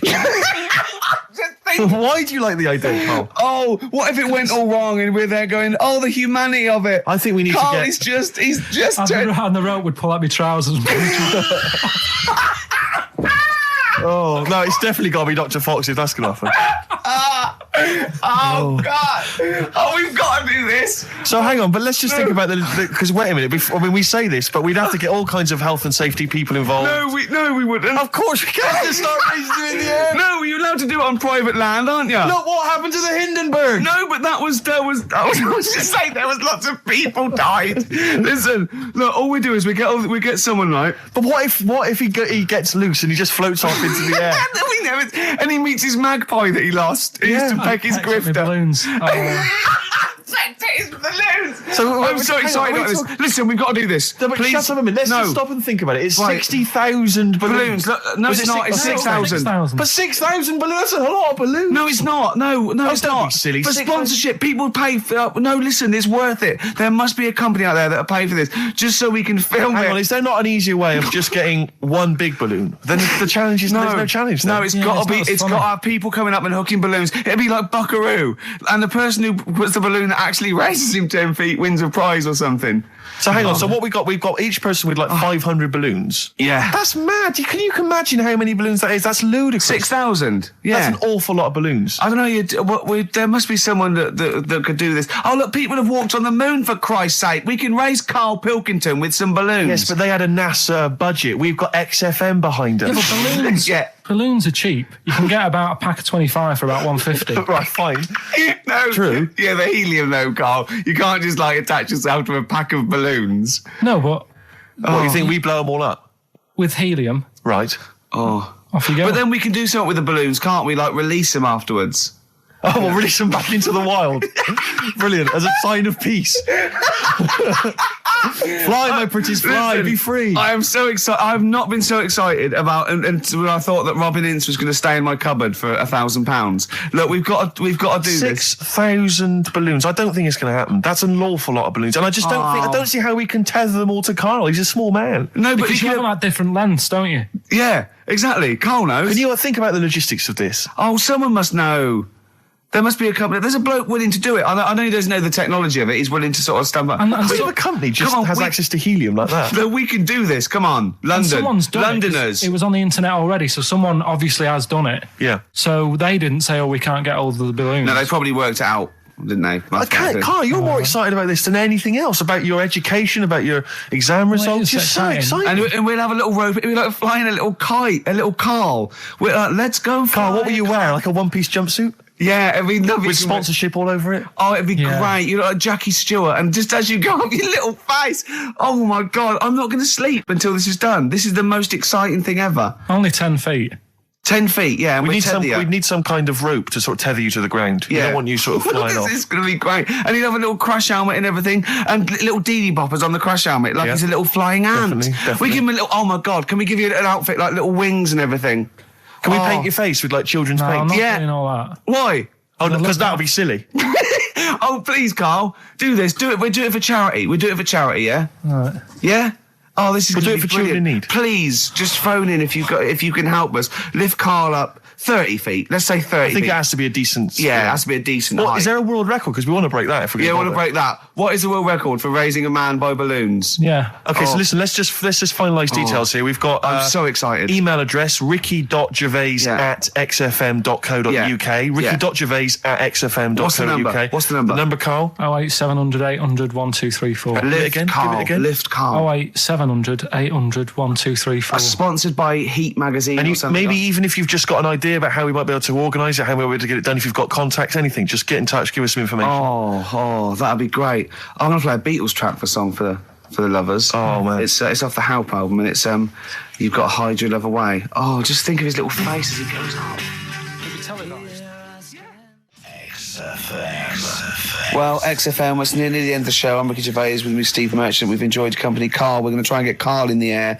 Anyone that can help us, take him up with helium balloons. Our friend Johnny Mango called again, and apparently the record's 11,000 feet. Carl is getting a little bit nervous. Yeah, the world record is 11,631 feet raised by hot air balloons. Yeah. How tall's Canary Wharf? It's 11,631 feet. Exactly. I don't know, Carl. Is it how much higher? It's a long way. More. I'm not doing that. Because I'm like 6 foot something. Yeah, think of that. Just look at Steve. All right. Yeah. But you can change your record. You could say, well, the sort of balloons are the one with Mickey Mouse on it or something. Yeah, could I just say something? That man did 11,000 feet, but he wasn't naked. All right? Come on, Carl. Your 30 feet will be the world record for naked ballooning. Yeah? Mm. Think about it. All right, it's for charity. Well, thank you for listening, everyone. We are going to raise Carl. And after Carl said, and just to think, my teacher said I'd never be a high flyer. So this is your chance, Carl, to shine, to fly. Steve. It'll be brilliant. This is a final song for the ladies. Belle and Sebastian, we've not heard them for a while. This is from, it's actually a B-side or a triple side or whatever you call it. Track 3 on a single called Jonathan David. This is The Loneliness of the Middle Distance Runner. Goodbye. It's just gone 4:05. It's Ricky Gervais Show. That's Steve just doing the microphone, putting his headphones on. Sorry, Rick, I'm not... Sorry, you just didn't give me much time to prepare myself. So no, hang on. A week. Yeah. It was actually a week. I think that's working. My headphones are not quite working. No. It's going all right, though. Well, not only we haven't prepared for the show. Yeah, okay. I thought maybe people could phone in and give us some subjects to talk about. 0171 580 2000, or they can fax in 0171 580 1234, and they could get like a discussion going, like, what do you think of that Tour de France nonsense? And we could sort of, no, not that. What do you think about, well, you know, it's their idea, isn't it? 0171 580 2000. Quickly, I mean, really, seriously, just get on the phone now. This is my record of the week. Yeah, go on. Yeah, what is it? Exciting? Yeah, it's Foo Fighters. Right, yeah. Walking After You. I'm looking forward to it. It's quite interesting. I think it's quite interesting, Rick, because, it's a very sensitive song, very beautiful song, and I think it betrays something about you, about the inner Ricky. Yeah. Which I don't think we've ever sort of really tapped into before. No, but I mean, I've got something exciting for you as well. Really? Because maybe you can find love too. Because Petru sent in a piece of paper here from, from Mixmag. Yeah. But it's the personal ads. Oh no, it's not. It's an ad. It's Select. That's an advert. Whatever, Rick. It doesn't really matter, does it? Realism. It makes all the difference. No. So I don't think I'm just making it up. Come on. Right. Lonely, depressed bi girl needs someone of any age to understand. Right? Any age. Right. Well, that fits, you're any age. Certainly. Yeah. Ugly freaks preferred. Yeah. Right? Anyone accepted. Well, I'm in there. Well, don't count your Give it to me. chickens. Don't count your chickens. Confidentiality and honesty assured. Yeah, that's fine. Reply guaranteed. Give it to me now. Now, I know what you're thinking. Because she said... give it to me now. I know what she said. I know why you're thinking. She's any age, which you fall into nicely. Yep. Ugly freaks preferred, so you're at the top of the list, and anyone accepted. See, but I don't think she realises quite what you look like, because you're not in her framework. Do you know what I mean? So I still think you might be disappointed. No, Gervais, this will work. This will work. Let me see this. Only depressed bi girl. What does that mean, though? Bi girl. What does that? Bisexual. Bisexual? Yeah. Again, I think she means bisexual. Sexuality of any human. Do you know what I mean? Well, all I'm saying, bisexual, Gervais. Do you know what I mean? Am I right? What do you mean? Hey, 3. Yeah, hey, 3 people. What? 3 in a bed. You, a bisexual, and an amphibian. 3 in a bed, Rick. Hey. Hey? But you won't be one of them. It's not going to happen, is it? No. Nearly 25 past 4. Ricky Gervais Show. I'm Ricky Gervais. Gervais, I know we haven't got much in the show today. We've not really thought of anything to talk about. Why did you just give a time check then? Just to fill it up. I know, exactly. Yeah. But why? Do you know what I mean? Because the music was playing, right? And you mentioned it's 25 past 4. We'd never do time checks. How is that useful? What are you expecting? Someone's looking at it, they're going to think 25 past 4. Christ, I should be at my mum's house. I haven't played any good records. I can't let it interesting, but thank God he told me what else. I've got to take that bun out of the oven. Well, exactly. You never know. But you don't want to tell... Or they probably just realised something good starting on telly. Well, exactly what I was going to say. Don't say it's 25 past 4, because who knows? I don't know, maybe the Antiques Roadshow... No, BBC always start things at 25 past, don't they? Yeah. And 5 to. Well, you're a fool, that's what I'm saying. There's no reason for Why do they do that? Why do they do that and not on the hour like ITV? You know where you are with ITV. BBC, 10 past, quarter past. 0171 580 2000. Yeah. Why the BBC? I'm struggling. You are indeed. Well, I'll tell you what I'm going to do. I'm going to quickly go to an ad break, which is good. Yeah. That keeps people pretty fixed. Oh, yeah, they'll be desperate. Yeah. They'll be listening to those But I'll ads. do a little trial. Watch this. But after that, if you can hold out for 40 seconds, we've got the new one from the Manic Street Preachers. You've got to be happy with that. I'm loving it. Gervais, before we do it... Go on. I watched Team Knight Rider yesterday. You didn't? You've seen it? It's a new sort of thing. Must be made 10 years later. And it's instead of just the one Knight Rider car, it's a team of them. A fleet of them, Gervais. Team? I think it said teen. No, teen Knight Rider. Yeah, when he was little, he had spots and he was a little bit embarrassed. On like a little sort of scooter. Yeah, and you go to the girls and go, hello. Do you want to, oh. Yeah. Teen Knight Rider. Teen Knight Rider would be beautiful. That's great, isn't it? Yeah. That'd be great. And Kit goes, what are you doing? Nothing. Yeah. I got him caught in the flies. Get these kits there, sort of explaining how to shave. Yeah. That'd be beautiful. You dirty little... Now that is really gummed up my CD player now. Oh, we'll stop it there, surely. Oh, Teen Knight Rider. Teen Knight Rider. I tell you, if we get on to talking about telly programmes, Gervais, we'll be here all night. Yeah. Won't we? Yeah, well, it's about 25 past 4 now. That's brilliant. They're disappointed. But listen, Gervais, you know I've always said that you know when a party's going bad when you end up in the kitchen talking about old kids' TV shows. And singing the theme tunes. Exactly. And you remember Swizzlers. Oh, yeah. And flying saucers, yes, we remember flying saucers. Batwing jumpers. And everyone starts laughing. Batwing jumpers. Do you not remember Batwing jumpers? She's retired now. Thanks. Grot bags. Grot bags? What was that? That was the emu. Pink windmill. Oh, yeah. Talk about gay subtext. Pink windmill. So I take it with the fact that we're talking about it. We are in the kitchen at a bad party. We're in the kitchen at a bad party. We've got nothing, have we? We've got nothing to talk about. You know, usually we say, we've got nothing, we've got a couple of things and we get up. We've really got nothing, Absolutely have we? nothing. What about that Team Night Rider? We were going to... there must be something. Yeah. Hilarious. Imagine it. What was it? Michael, it's time for school. Oh, come on, I've got bellyache. Well, you're well enough to do that. I have to do that. I have to get rid of my poison. But Team... I wasn't talking about Teen Night Rider. No, sorry, Team Night Rider. You were actually going to tell an anecdote there. Well, no, not really. All I was going to say was that it was great yesterday because there was Team Night Rider, which is the sort of 10 years later, there's a team of people with super electronic cars driving around solving crimes. Yeah. And then it flipped over and there was Butt Rogers in the 25th century, featuring Gil Gerard. Do you remember him? Good-looking fella. Yeah. And Twinkie Ulrich, bitty bitty bitty. And sorry, are you on crack? No. No, sorry, have you taken sort of like some real sort of heavy mixture of cocaine and listened to it? What's that? And obviously a good looking fella, bitty bitty, and No, that's Twinkie. And then I turned, why are you That's an impression of Twinkie, the little robot.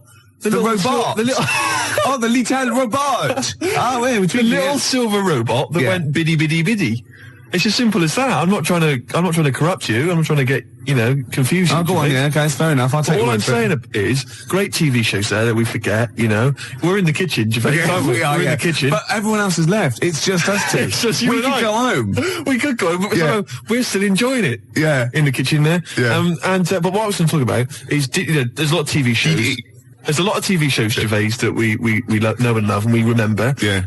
But a lot of films, right, that became TV shows. MASH, obviously, the big success. Did you know, Gervais, I read about this yesterday, fantastic. Do you know that they made a TV show, right, in 1982 of Casablanca, right, featuring David Soul. As what, Rick? As Rick. What a fantastic TV show.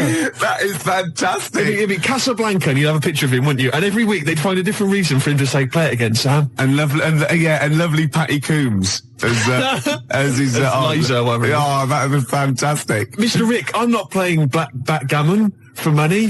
Play it again, Sam. It'd be great. Every week, whatever it would be. I don't know what they're different contrivances, like a catchphrase. Oh, that'd be fantastic. Great, wouldn't it? Bobby Crush as the bloke on the piano. You must remember this. Oh, fantastic. Every week he gets an excuse to play it. That is well, once, right, I was looking through, right, and there was that TV show called You Must Be the Husband, right? Yeah, it was called You Must Be the Husband. And I'd never seen it before, and me and Jen watching it was just flicked over, we saw the last, that we were going to watch something else, and it just ended with the waiter coming up to one of them and going, you must be the husband. And we thought, do they have to remember that every single week? Deary me, that's like hard work. I tell you. Yeah. Putting catchphrases in TV shows, hard work. David Soul. Oh, that is fantastic. Dave Hutch. Who played Victor Laszlo? I don't know anything else about it. If anyone's ever seen it, please give me a call. What a fantastic show that would be. Oh, I know who played Victor Laszlo. What's his name? Rodney. What's his name? Nicholas Lyndhurst. Nicholas Lyndhurst. He'd be great, wouldn't he? Nick Berry. Nick Berry. That'd be beautiful. Oh. And I'll tell you what it would be. It would be, they'd be on a golf course and Sam would miss a stroke, wouldn't he? And they'd just go, oh, play it again, Sam. And everyone else would laugh. It'd be beautiful. Oh, baby bird, if you'll be mine. We can keep this cup forever now. Yeah. We're in the kitchen. Yep. Should make a cup of tea. Yeah. Apparently, Steve, who says this? He doesn't say play it again, Sam. No, I know he doesn't. He says, go on, play it, Sam. I know that, you stupid toss. Oh, for goodness sake. I studied film for 3 years, for Christ's sake, Gervais. Of course I know that, but it's the TV show. They're bound to have made the same mistake, aren't they? Of course that. You can do an academic subject then. Of course. Oh, I can't, well, I'm sickened. I'm sickened. Because everybody knows that, Gervais, and yet he's come out and he's spouted rubbish. Oh, I'm just, he thinks it's a good show. Oh. God, I'm disappointed. Oh, I'm so angry. He likes the show. I'm so angry because everybody thinks I'm an imbecile. Well, yeah. Well, fair enough. Yeah. No, because I was going to mention a couple, because I came up with a couple of my own TV shows. Go on, yeah, so I've got a few. Have you come up with your own? Yeah. Have you talked about this in the past? Well, yeah. Oh, yeah. You know, like the when they have a cliche in the title, and that's the like the best one we come up with. Like a touch of frost, and it's his name. I know, I love it. Yeah. But my favourite, this is one I came up with, right? It was called Lady of the Night. Right, but that's night spelled K-N-I-G-H-T, right? Yeah. And what is clever about it is, what it is there's a knight, right, a knight of the realm, okay, but it's set about sort of 1870 or something, sort of Sherlock Holmes era, that sort of thing.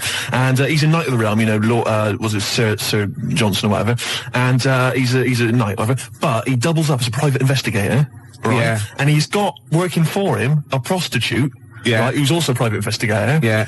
And it's called Lady of the Night, you see, and it's double meaning because it's a pun. Because she's a lady of the night, and she's a lady of the night. It's a night. It's fantastic. Brilliant. And they go around, but seriously, they go around investigating like crimes, sort of Whitechapel and stuff, and it's brilliant because you know, obviously she's a prostitute or whatever, and he's a knight, and there's a bit of sexual tension, Gervais obviously, and obviously got all the Victorian elements and everything, and obviously they can't associate with one another openly in the streets because that would be, you know, he's obviously got to maintain a certain reputation. Yeah. So it's Lady of the Night. And there's all the intrigue and tension. What do you think about that? You thought this through? I thought that through. That is fantastic, using all your technical knowledge and your film study and your... I came up with one, starring naughty Samantha Janus as a nun with Diana Rigg as a Mother Superior, and it's called None the Wiser. That's beautiful. And they're naughty.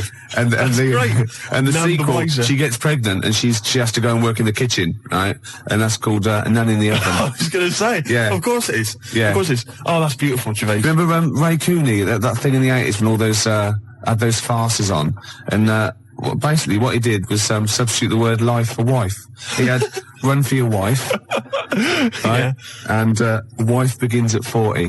Beautiful. Doesn't make any sense, does it, grammatically? No. I just thought of one like, I said to Claire a few weeks ago that it would be like a stage play and there'd be loads of people jumping in and out, like, of hospital beds. But in one of the beds, one of the wives, she just wanted to die. She had no quality, and it's whose wife is it anyway? That'd be good, wouldn't it? That's nice. Yeah, Brian Rick. Oh, that'd be beautiful. I love that. Touch of Frost. It's so clever. And the other one is, loads of lawyers with their wives jumping in and out of bed with just underpants on taking drugs, and it's this wife. That's beautiful. Yeah, that's great. That's a nice touch. So let's have some competitions then. But you know, I've got a whole game show as well, which I could mention. Go on. Do you want me to mention it? Well, should we play Blue Oyster Cult? Their classic song. Can I Don't Fear the Reaper. I've got a game show, right, that I came up with. Yeah. Okay. And it features me, but I think it could be perhaps a vehicle for yourself, Gervais. Yeah. All right. I'm going to tell you. It's called Ricky Gervais Meat Rations. Right. And I like it already. You like it already? Because there's a part in there for me. Yeah. Could I play the Ricky Gervais? Yes. Yes. Fantastic. It was originally called, basically, let me just summarise very briefly. I'm not going to tell you all the games, but it's basically recreating the heady days of the war. Right. Right. That's fantastic. It's beautiful already, isn't it? It's got the nostalgia thing. I've got a game as well. But it was originally going to be called Ricky Gervais Fag Rations. Right. But apparently cigarettes weren't rationed in the war. So it's called Meat Rations now. Excellent. And I'll tell you some great games. My favourite is, what's it called? To Be Perfectly Anne Frank. It's a great game. It really is a great game where you've got to pretend to be Anne Frank and hide from sort of snooping Nazis. Oh, that is fantastic. It's a great game. And there's also, of course, let me go into it. There's also Dig for Granny. I'll dig for victory, if you like. And what happens, you're scavenging through rubble, right? Can I just say, these are copyright. Anyone trying to rip me off? I mean, I've got the Penis Puppet Theatre. Yeah. I've got a stake in this, surely. Oh, certainly. Ricky Gervais Meat Rations. You can have a bit of my Penis Puppet Theatre. That's lovely. Yeah. And I've also got a new game that I'll talk about after yours. It's called Tip the Balance. And it's sort of like a game for 4. And it's like, I'll send it off to Waddington, see what you think. I mean, there's teething problems with it. Okay, well listen, Gervais, look, let's play Don't Fear the Reaper. Let's play that tune. By Blue Oyster and his cult. It's a classic. Yeah, and then we come back and we try and make some money. Let's make some cash. Well, you've got to be happy with that. Blue Oyster cult, Don't Fear the Reaper. Yeah? So go on then. So what other games are in this, Ricky Gervais's Meat Rations? Well, it starts off, there's the sound of an air raid siren. Yeah, I like it already. And we came up with, Start Queuing Up, Mum. for Ricky Gervais, Meat Rations. Excellent. Do I look like sort of Walker out of Dad's Army? Yes. That is fantastic. Now you come in. Yeah. And what it is, the set, right, is kind of like half of it is an old sort of East End pub, and the rest is kind of rubble and debris, and a skyline of ruined, Britain.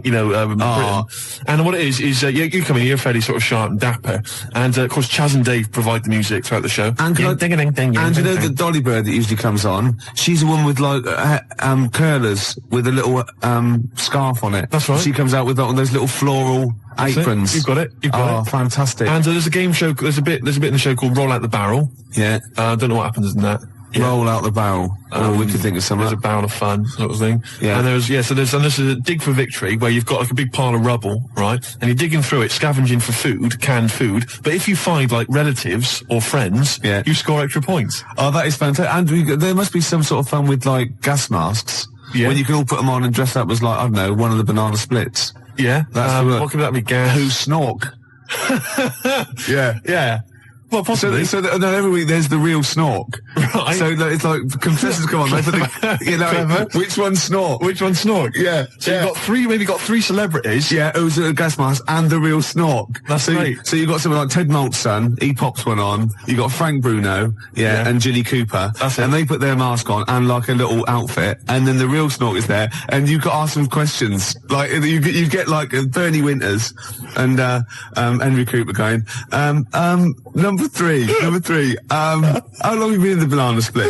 And Jilly Cooper goes, about 6 years ago. I don't know. I think the banana split's been going longer than that. No, I don't think it's number 3. What do you think? And Bernie Winters go, number 1. Number 1. How did you get the job being in banana splits? And it's probably Ted Malt's son going, I answered an advert in the paper. That's not right. They were born. You know what I mean? And there's Chaz and Dave in the corner just going, na na na na na na na na na na na na na, yeah. Yeah, with the real snorks, and they always the lights go right, and the one stands up and he sits back down again, and then the real snork, and the others all take their masks off, and they go, "It's lovely, Jilly. What are you doing now?" "Well, I'm appearing Puss in Boots down in Brighton." "Oh, that'd be fantastic." Wait a minute. What? Jilly Cooper? I don't know. What does she do? Oh, she's a novelist. She's a novelist. Oh, yeah. Now appearing in Panto.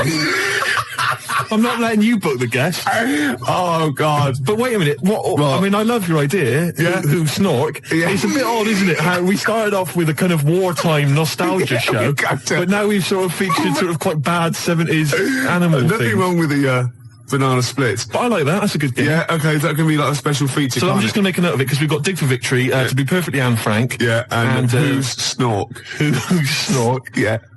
Well, I'm full of ideas. I could probably help you on this. Oh, this is great. Well, what other?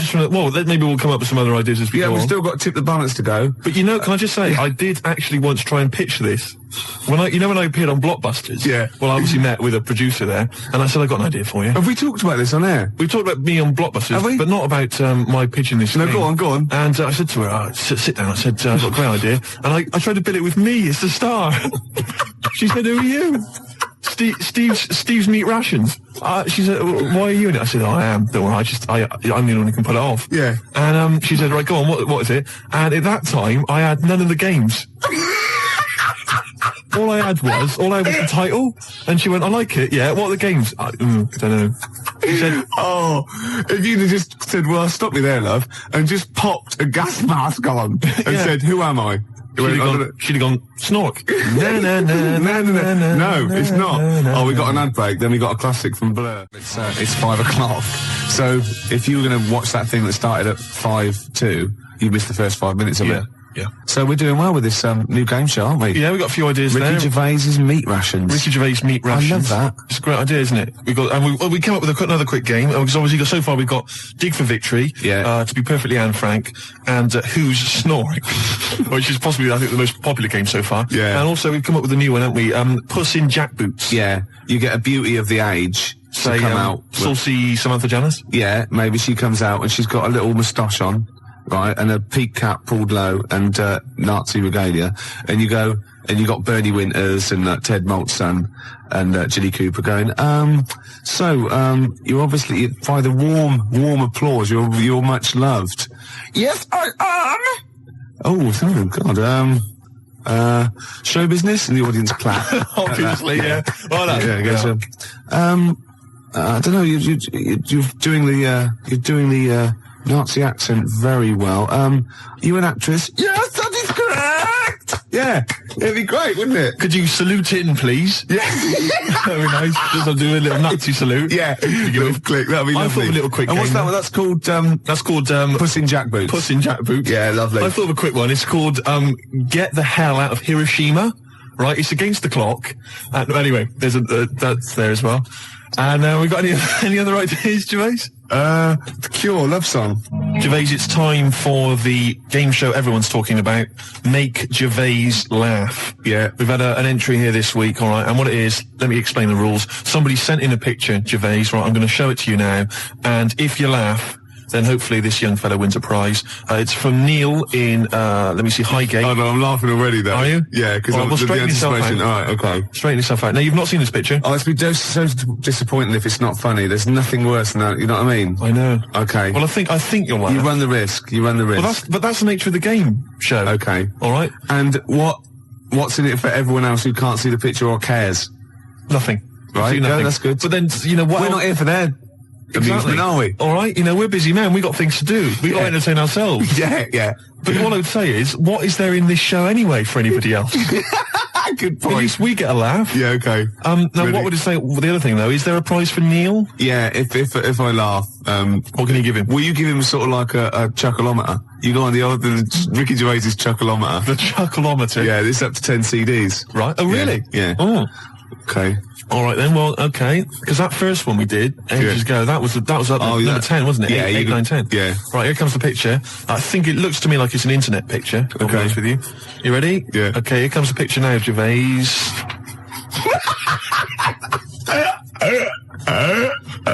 Oh God! Oh, has he done that? No. Now listen, what I'll do is let's play a record, Gervais, and I will.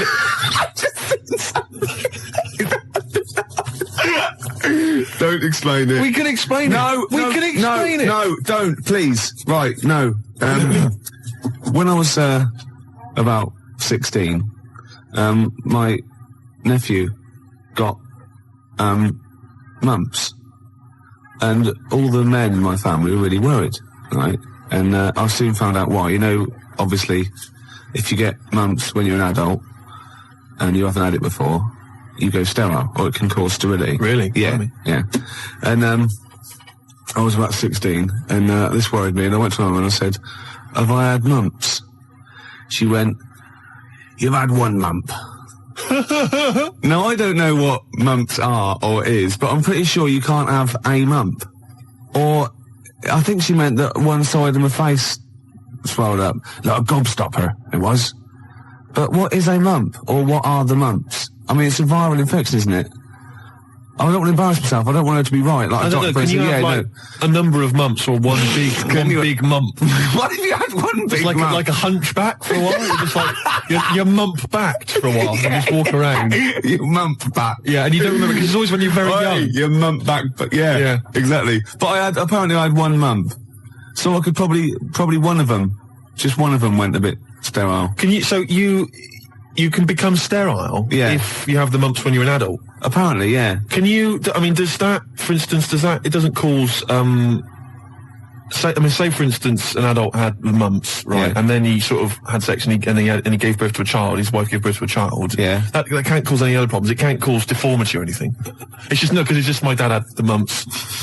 I don't know. We should get our facts right, really. If there's a doctor out there, I mean, can mumps cause sterility? How does it do it? I have stories about my teacher, his mate, had to have them. They swelled up, and he had to put them in cotton wool for about a month. God Almighty! Because it can, you know, mumps aren't fun. No, I'm not saying it. I mean, all I can say, maybe you've had mumps and now you're sterile. That could be mumps aren't fun. Yeah. That's like go to work on an egg. Isn't it? Yeah. Who said that? I was having an argument with someone about who said go to work on an egg. Someone said it was that William G. Stewart bloke who... No, it was Faye Weldon. No, it was Salman Rushdie. It It was. No, it wasn't. No, hang on. No, maybe it wasn't. It was Faye Weldon. It wasn't Faye Weldon. Right. It was either, right, let me tell you what it was. It was either that bloke that wrote A Year in Provence, or whatever it was called. Right. 0171 580 2000. Who came up with the slogan, go to work on an egg? It was either the Year in Provence fella. Who's that? I mean, what his name was, I don't know. 0171 580 2000. Who was the Year in Provence? You know that fella who wrote that book, Year in Provence? Everyone read it, everyone thought it was great. No, his name's Peter something or other. Right, okay. And I think he definitely wrote that. Salman Rushdie came up with something. I think it was the year. See, again, I'm thinking that maybe it was the egg thing. But I would say as well that fella that wrote Year in Provence, he also came up with the Fat Willy cartoon series. What a hilarious series of books they are. Not Fat Willy, is it? It was called Fat Willy, wasn't it? What's the one? Where's Willy? That's Where's Wally. Where's Wally? Where's Willy? That'd be pretty straightforward every time, wouldn't it? Well, there's a fella there. Not where you come from, it wouldn't. Oh. Well, there you go. Well, Peter Mayle is the name of the bloke who wrote Year in Provence. Thanks to Neil. And also, Neil says that Salman Rushdie did Naughty But Nice for the cake commercial. Now, I still don't know who did Go to Work on an Egg. I think it was Faye Weldon. No, it was Peter Mayle. Do you reckon it was? Yes, absolutely. Absolutely. I'm gutted. Yeah. And you very rarely, Jerry from Balham, you very rarely go sterile from mumps, but it is a viral infection, yeah. It's such an informative This programme, exactly, Steve. Yeah. It's like a public service. It really is, isn't it? And we treat things sort of sensibly and maturely, and we give out, the correct information. I'll be honest with you. It's safe for kids to listen to, isn't it? Well, imagine if you were this happens to us all the time. You're in the pub and someone will say, well, is mumps a problem? Is it going to cause infertility? And you're there just saying, Well, I was listening to Ricky Gervais. And? It's very rare. It is a viral infection. So, and do you know who did Go to Work on an Egg? They went, no. Peter Mayle or Faye Weldon, we're not sure. Possibly Salman Rushdie. No, definitely wasn't Salman Rushdie. That's quite incredible, though, to go from writing Naughty But Nice about cakes to live in a hole for the rest of your life. Yeah. I used to write when I was at school. Oh, yeah. Now, I didn't watch sort of kids' programmes when I was growing up. I watched sort of crap adult ones. ITV on the telly from 12 midday through to like midnight, and I'd watch all the police series, Police Story, Charlie's Angels, Steve Austin, and Teen Knight Rider, yeah. And I wrote this essay at school, and I just couldn't stop, and I started serialising it. And every time I just kept writing, I was sort of like, people were reading it at school, and it was about a cop, a New York cop, who was as hard as, you know what I mean? Yeah. And I worked out what his name was. Now, God, this is how television influences me. Because it was one word name, which is his surname. That was the title of the book, title of the series, and that's what all his friends called him. Right. It was called Jezuk. Jezuk? Yeah. Jezuk. Yeah, I thought it had a Z and a J. Jezuk. Jezuk. Yeah. Do you know, it does sound so close to like Pillock or Jesse. Yeah. Or Nonce. No, Nonce. There's no Nonce. Well, do you know what I mean? Cross between sort of Jezuk. like Pillock and Jism. Damn you, Jezuk. Yeah. You're off the case. Give me the badge. Keep the stinking badge. I don't need a badge to be a cop. It was all stuff like that. And he'd burst to, yeah. And so he'd look at his gun and go, this is my law. Oh my God, it's Jezuk. How did he find us? Jezuk. Yeah, it was great. There'd be shootouts and everything. Oh, fantastic. Let me just ask, did he have perhaps have a broken marriage? He was hard-boiled. He played by his own rules. Yeah. I imagine. Simultaneous with this. He was a bit of a drunkard as well, had a bit of drink. No, he didn't drink, no. Good, he was a good-looking fella. But he was letting himself go. He was a bit hard-bitten. Yeah.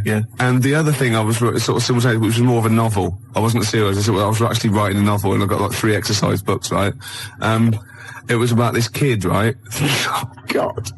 Right? He saw his parents just brutally murdered for no reason by a gang of outlaws, yeah?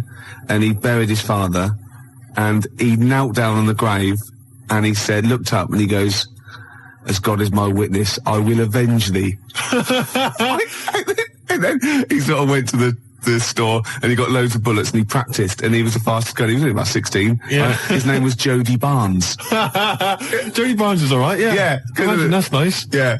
Oh, fantastic. Have you still got any of those exercise books? I hope not. That would be the incredible. teachers used to sort of like, I must have gone, yeah, it's good. I must have passed around the, he's done another one. Gervais has written another episode of Jezuk. Yeah. But I say, seriously, if you brought one of those in and read it out, I'd be entranced. Imagine it. Seriously, that'd be great. Do you think The your mum ramblings of a twisted 14-year-old brain that only ever watched ITV cop shows. Do you think your mum might still have some copies of she's Jezuk? No. Was it like sort of, the initial one was like Jezuk, then it was like Jezuk abroad, Jezuk in Paris, Jezuk on safari. Yeah. Here comes Jezuk. My mum... Return of Jezuk. I liked that Jezuk. He's a proper man. Yeah. He's not like you. But Mum, I invented Jezuk. You're a Nazi. You couldn't be like Jezuk. He's in my mind. Return of Jezuk. Here comes Jezuk, son of Jezuk. Oh, it's fantastic. What if Jezuk met Jodie Barnes? They'd get on. They'd have no quarrels. They could team up. Oh, it'd be fantastic. After the break, a little bit of Lars. Teen Jezuk. Still here then. Gervais, you've embarrassed yourself. Oh, just shut your ugly gob, you bug-eyed, anemic, fish-faced tosser. Nice to have you back. 4:05 on a Sunday, Ricky Gervais, XFM 104.9, London's only alternative. Steve. Yeah. You know we gave away those CDs. Hey, great giveaways. Just good radio, isn't it? We've got CDs to give away. Tickets and that. It's good radio. Do you remember who won them? What, last week? Yeah. Well, no. Right. I've got to get them back. What, are these the CDs that we took from the library? Yeah. Anyway? I've got to get them back. 0171 580 2000. If you won those CDs, could you give us a call? Well, why should they bother? They're probably busy listening to them. Do you know what I mean? You can't give something away and then take it back. Yeah, I need big time. I've got to get them back. We've had a bill for the computer as well. That's mine. No, it's not yours. It is mine. It's not yours. I procured that. That is mine now. No, that technically counts as ownership. Listen, Gervais, it's not yours, all right? I've told you this before. I've explained this to you 100 times. What? All right, if you urinate on something, it is not yours. It does in the cat world. That's what cats do. That is what cats do. They go around their territory. That's theirs. They urinate on it. That computer's mine. If a cat urinates on something, right? Yeah, in its cat philosophy, it owns that. I agree. That's a sort of what's it called? A sort of territory thing. What's the difference? You're not a cat. No, I know. You're not a cat. That's discrimination. No, you're not a cat. You can't live life by cat rules. Well, I've got loads of stuff like that. My flat's full of stuff that I've got like that. What? Yeah, I've got 2 telephone boxes. Right. I've got a cash point machine. Yeah. Glyn was furious. He was getting out money. Right. Side of a church. That's yours. Yeah. 2 BMWs. Well, I had 2. I've got 1 now.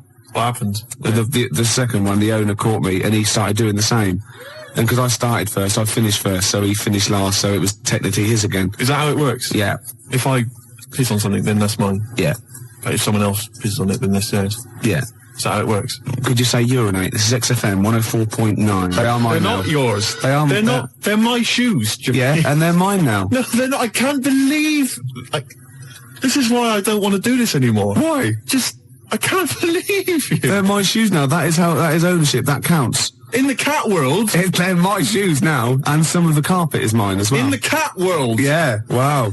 You cannot live your life by the rules of the cat world. I can. What does your girlfriend... What's this? Oh. Not many people can do that. XFM, 4:09, 4:15. How do these sort of little theories of yours develop? What? They come in my head? Then they're all right. Then I like them and they happen. Right. Then they're mine. Yeah, it's fine. It's fine. Okay. Yeah. What do other people make of the fact? They go along with it. What, your girlfriend? Yeah. And all my special friends and the friends that I make. Does she mind that your flat looks like an East End lockup and stinks of urine? No. She don't have a problem with that? No. The sinuses are gone now. Completely gone. Her sinuses are gone? Yeah. The Charlie? Yeah. Oh, I thought as much. Well, I know what you rock and rollers get up to, Gervais, in your spare time. Oh dear. It's beautiful to see you again, though, because we thought you would. I'm looking good. We thought you'd be gone forever. Why? But you're back. Yeah. It's beautiful to see you. I'll be around for it. Anything planned? I didn't expect, it's like my life. I didn't expect to be here this long, so anything is a bonus. You know what I mean? Yeah. Any plans for today's show? Got some more records than that, and some absolute drivel. Right. Yeah, packed into 2 hours. So no different. No. Hey. No. Great, well, it's going well. Yeah. I've got a little competition. Yeah. Which I'll maybe introduce after the next Is there anyone mad enough to sleep with me competition? Is there? Is it? I'm not doing that one again. Alright, I've got a different one. Yeah. I've got a different competition. Keep calling the Samaritans, please. We don't do that sort of thing, sir. Please. Or else. Can't threaten the Samaritans. Why do you like that song so much? Because they're singing about you being an ugly tosser, alright? Just gone 4:20. Gervais, I hate to kick people when they're down. No, you don't. You like it. And you like people twitching when they've been badly hurt. But I don't know how this came about, but I started to consider the songs of Carter, the Unstoppable Sex Machine. I don't know why. Someone was playing one in my house, and we were flipping through the record, the lyric sheets. Fruit bat. Now I don't know when I was when I was in the sixth form, when I was in the sixth form, Gervais, everybody had a Carter USM T-shirt. Yeah. You know? And I imagine you probably... By the end of the 80s, early 90s, all events officers, A&R men, yeah. What were you doing about that time? You'd have been that was when you were claiming benefit while still working? Yeah. You had the wheelchair and everything? Yeah, the tartan blanket. Nice. Fantastic. Because you see, everybody had a Carter USM T-shirt. I didn't have one, because I didn't... No. Do you know what I mean? That wasn't me. It was all a bit cliquey, and they didn't like me for it. Yeah, it wasn't because of that, though, was it? It was because they sort of had, like, symmetrical heads. They were running in their human packs, weren't they? And just ostracising you, go, oh dear. Those start. Yeah. Right. I'm just looking through the lyric sheet. This is from the album 1992, the Love album, right, by Carter. Yeah. Just give you a taste of some of the lyrics. Yeah, go on. Which we thought were so profound in 1990 or whatever. I never did. This is from the track Look Mum, No Hands. I should point out that many of the titles of their songs are appalling. There's obviously, my favourite, possibly the worst, is The Road to Domestos. That is the worst name for a song I've ever heard. I mean, what's that supposed to mean? Anyway, that's great. Check this lyric out. This is one of the worst lyrics. Go on, I'm ready. Go on. He flies through the air with the greatest of ease, that daring young man in the blue dungarees. What the hell does that mean? Is that supposed to be profound? Oh, she flies like a bird in the sky high. That ugly old tart with a sty in her eye. This is quite a nice one. Listen to this. Is clever. This is bloody clever. Go on. What they've done? What's Fruit Bat done here? If we club together, with all the diamonds. Hey, hold on. I'll stop you there. Club. Go on. Diamond. That's so far. Oh no! Wait. Stop there. Oh come on. Go on. If we club together with all the diamonds we've saved, we could look to our hearts and say, hold on, hearts is a suit in the... Oh, go on, clubs, diamonds, hearts. We could look to all our hearts and say, we've got it in spades. What does that mean? Spades. Hold on, what does that sentence mean? If we club together with all the diamonds we've saved, we could look to our hearts and say, we've got it in spades. I don't know what that means. I've no idea, but that's the kind of brilliance. So they see what they did there? They got all those... It's incredible. Let me see, there's a great one here. Could they do it with signs of the zodiac? Parts of the body. Here we are. I've been GBH'd and ABH'd for a packet of B&H. I've been taken and I've been driven away. My telephone is always ringing and my number is XXX directory. Call 0898 333 talk dirty to me. That is some of the worst lyrics, Gervais, surely, that you've ever heard. Unless you know different. 0171 580 2000. I've been thinking some of my own as well. The worst lyrics you've ever come across. Oh, there's going to be arguments. 0171 580 2000. Or you can fax us 0171 580 1234. And think realistically, because I hate it when you see in like the Melody Maker Enemy and they ask one of these pop stars, what's the worst song of all time? And they go, the Birdie song. Or, no, it's not. It's something by Carter or Suede or David Bowie, because they're in that framework. They're potentially, do you know what I mean? Exactly. Don't go for chirpy, chirpy, cheap, cheap. Go for something like that, because that is disgusting. Let me just say this is my final one before we go away, which is, yes, sorry, boy, there's nothing worth living for, but it really ain't worth dying for, so just say 3 Hail Jesus and Mary chains. Early in the morning, I put breakfast at your table. Make sure that your coffee has a sugar and cream. Your eggs are over easy. It's sort of like a breakfast song. I can't remember it, because I'm not your superwoman. Doom, doom, doom, doom. Yeah. This is... I've never heard this. There's one great bit as well.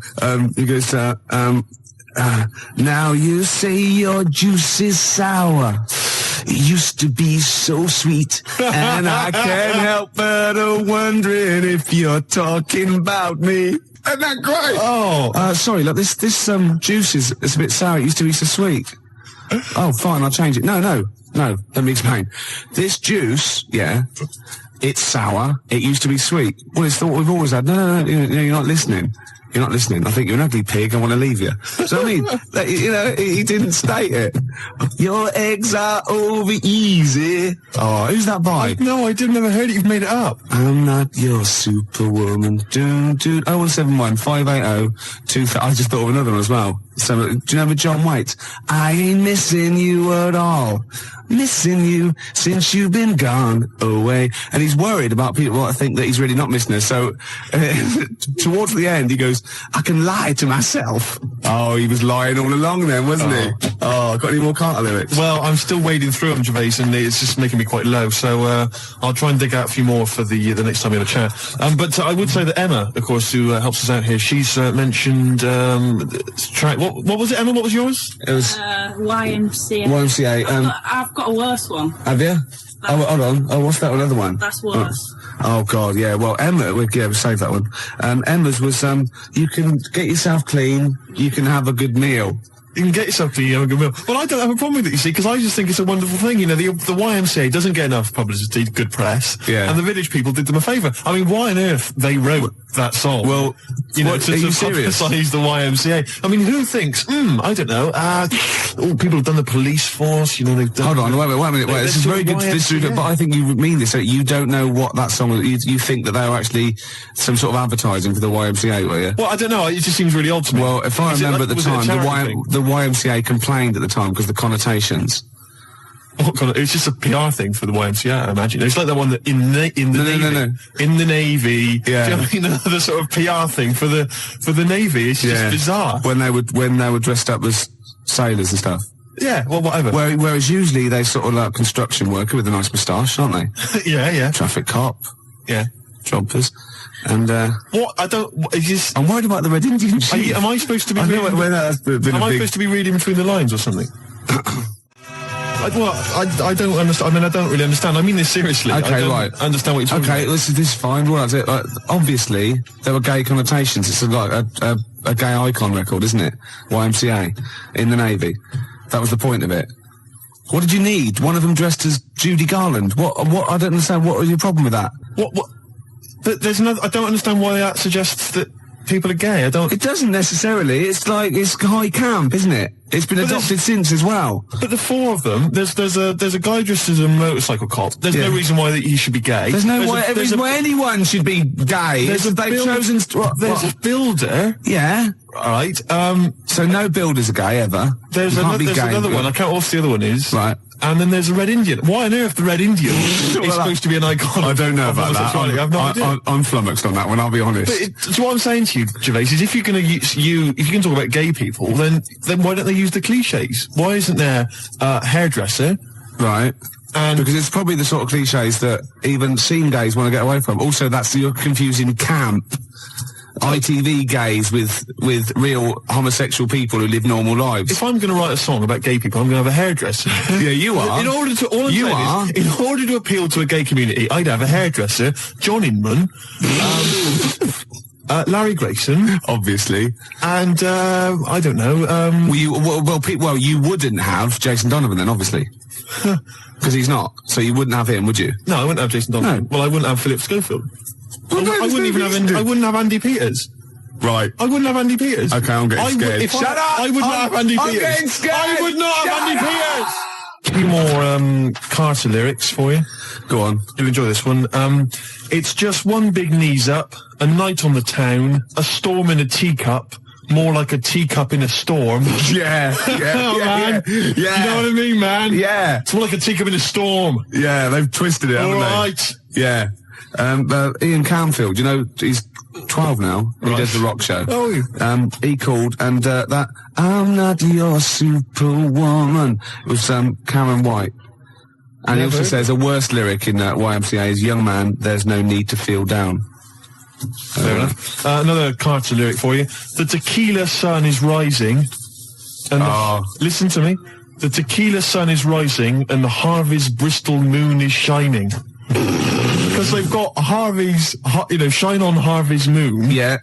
And somehow Harvey's Bristol moon is shining. I have no idea. It's got to be something about pulling your trousers down in a coach. It's just isn't it? Rubbish. Also, you know this one? You know Quick Space? I played that and you said, oh, why is that your favourite? And I got annoyed because you've got no taste and shouldn't even question me. And I said it was about you being an ugly tosser. Well, Nina, from the band, who's round at Jan's, said, no, it's not about him being ugly. And the worst lyric is from the Beatles. You should see her in drag in a polythene bag. What's that from, then? I don't know, Polythene Pam or whatever it's called. Could be. Yeah. Could well be. All right, then the worst Beatles lyrics, we'll have those as well. There's a lot of them to choose from. There are a lot. Good. No, I'm not dissing the Beatles. No. I'm just saying they wrote, they can't keep up that level, can they? Gervais, I've heard the songs you've written. Do you understand me? Yeah. You're not in a position to disrespect anybody.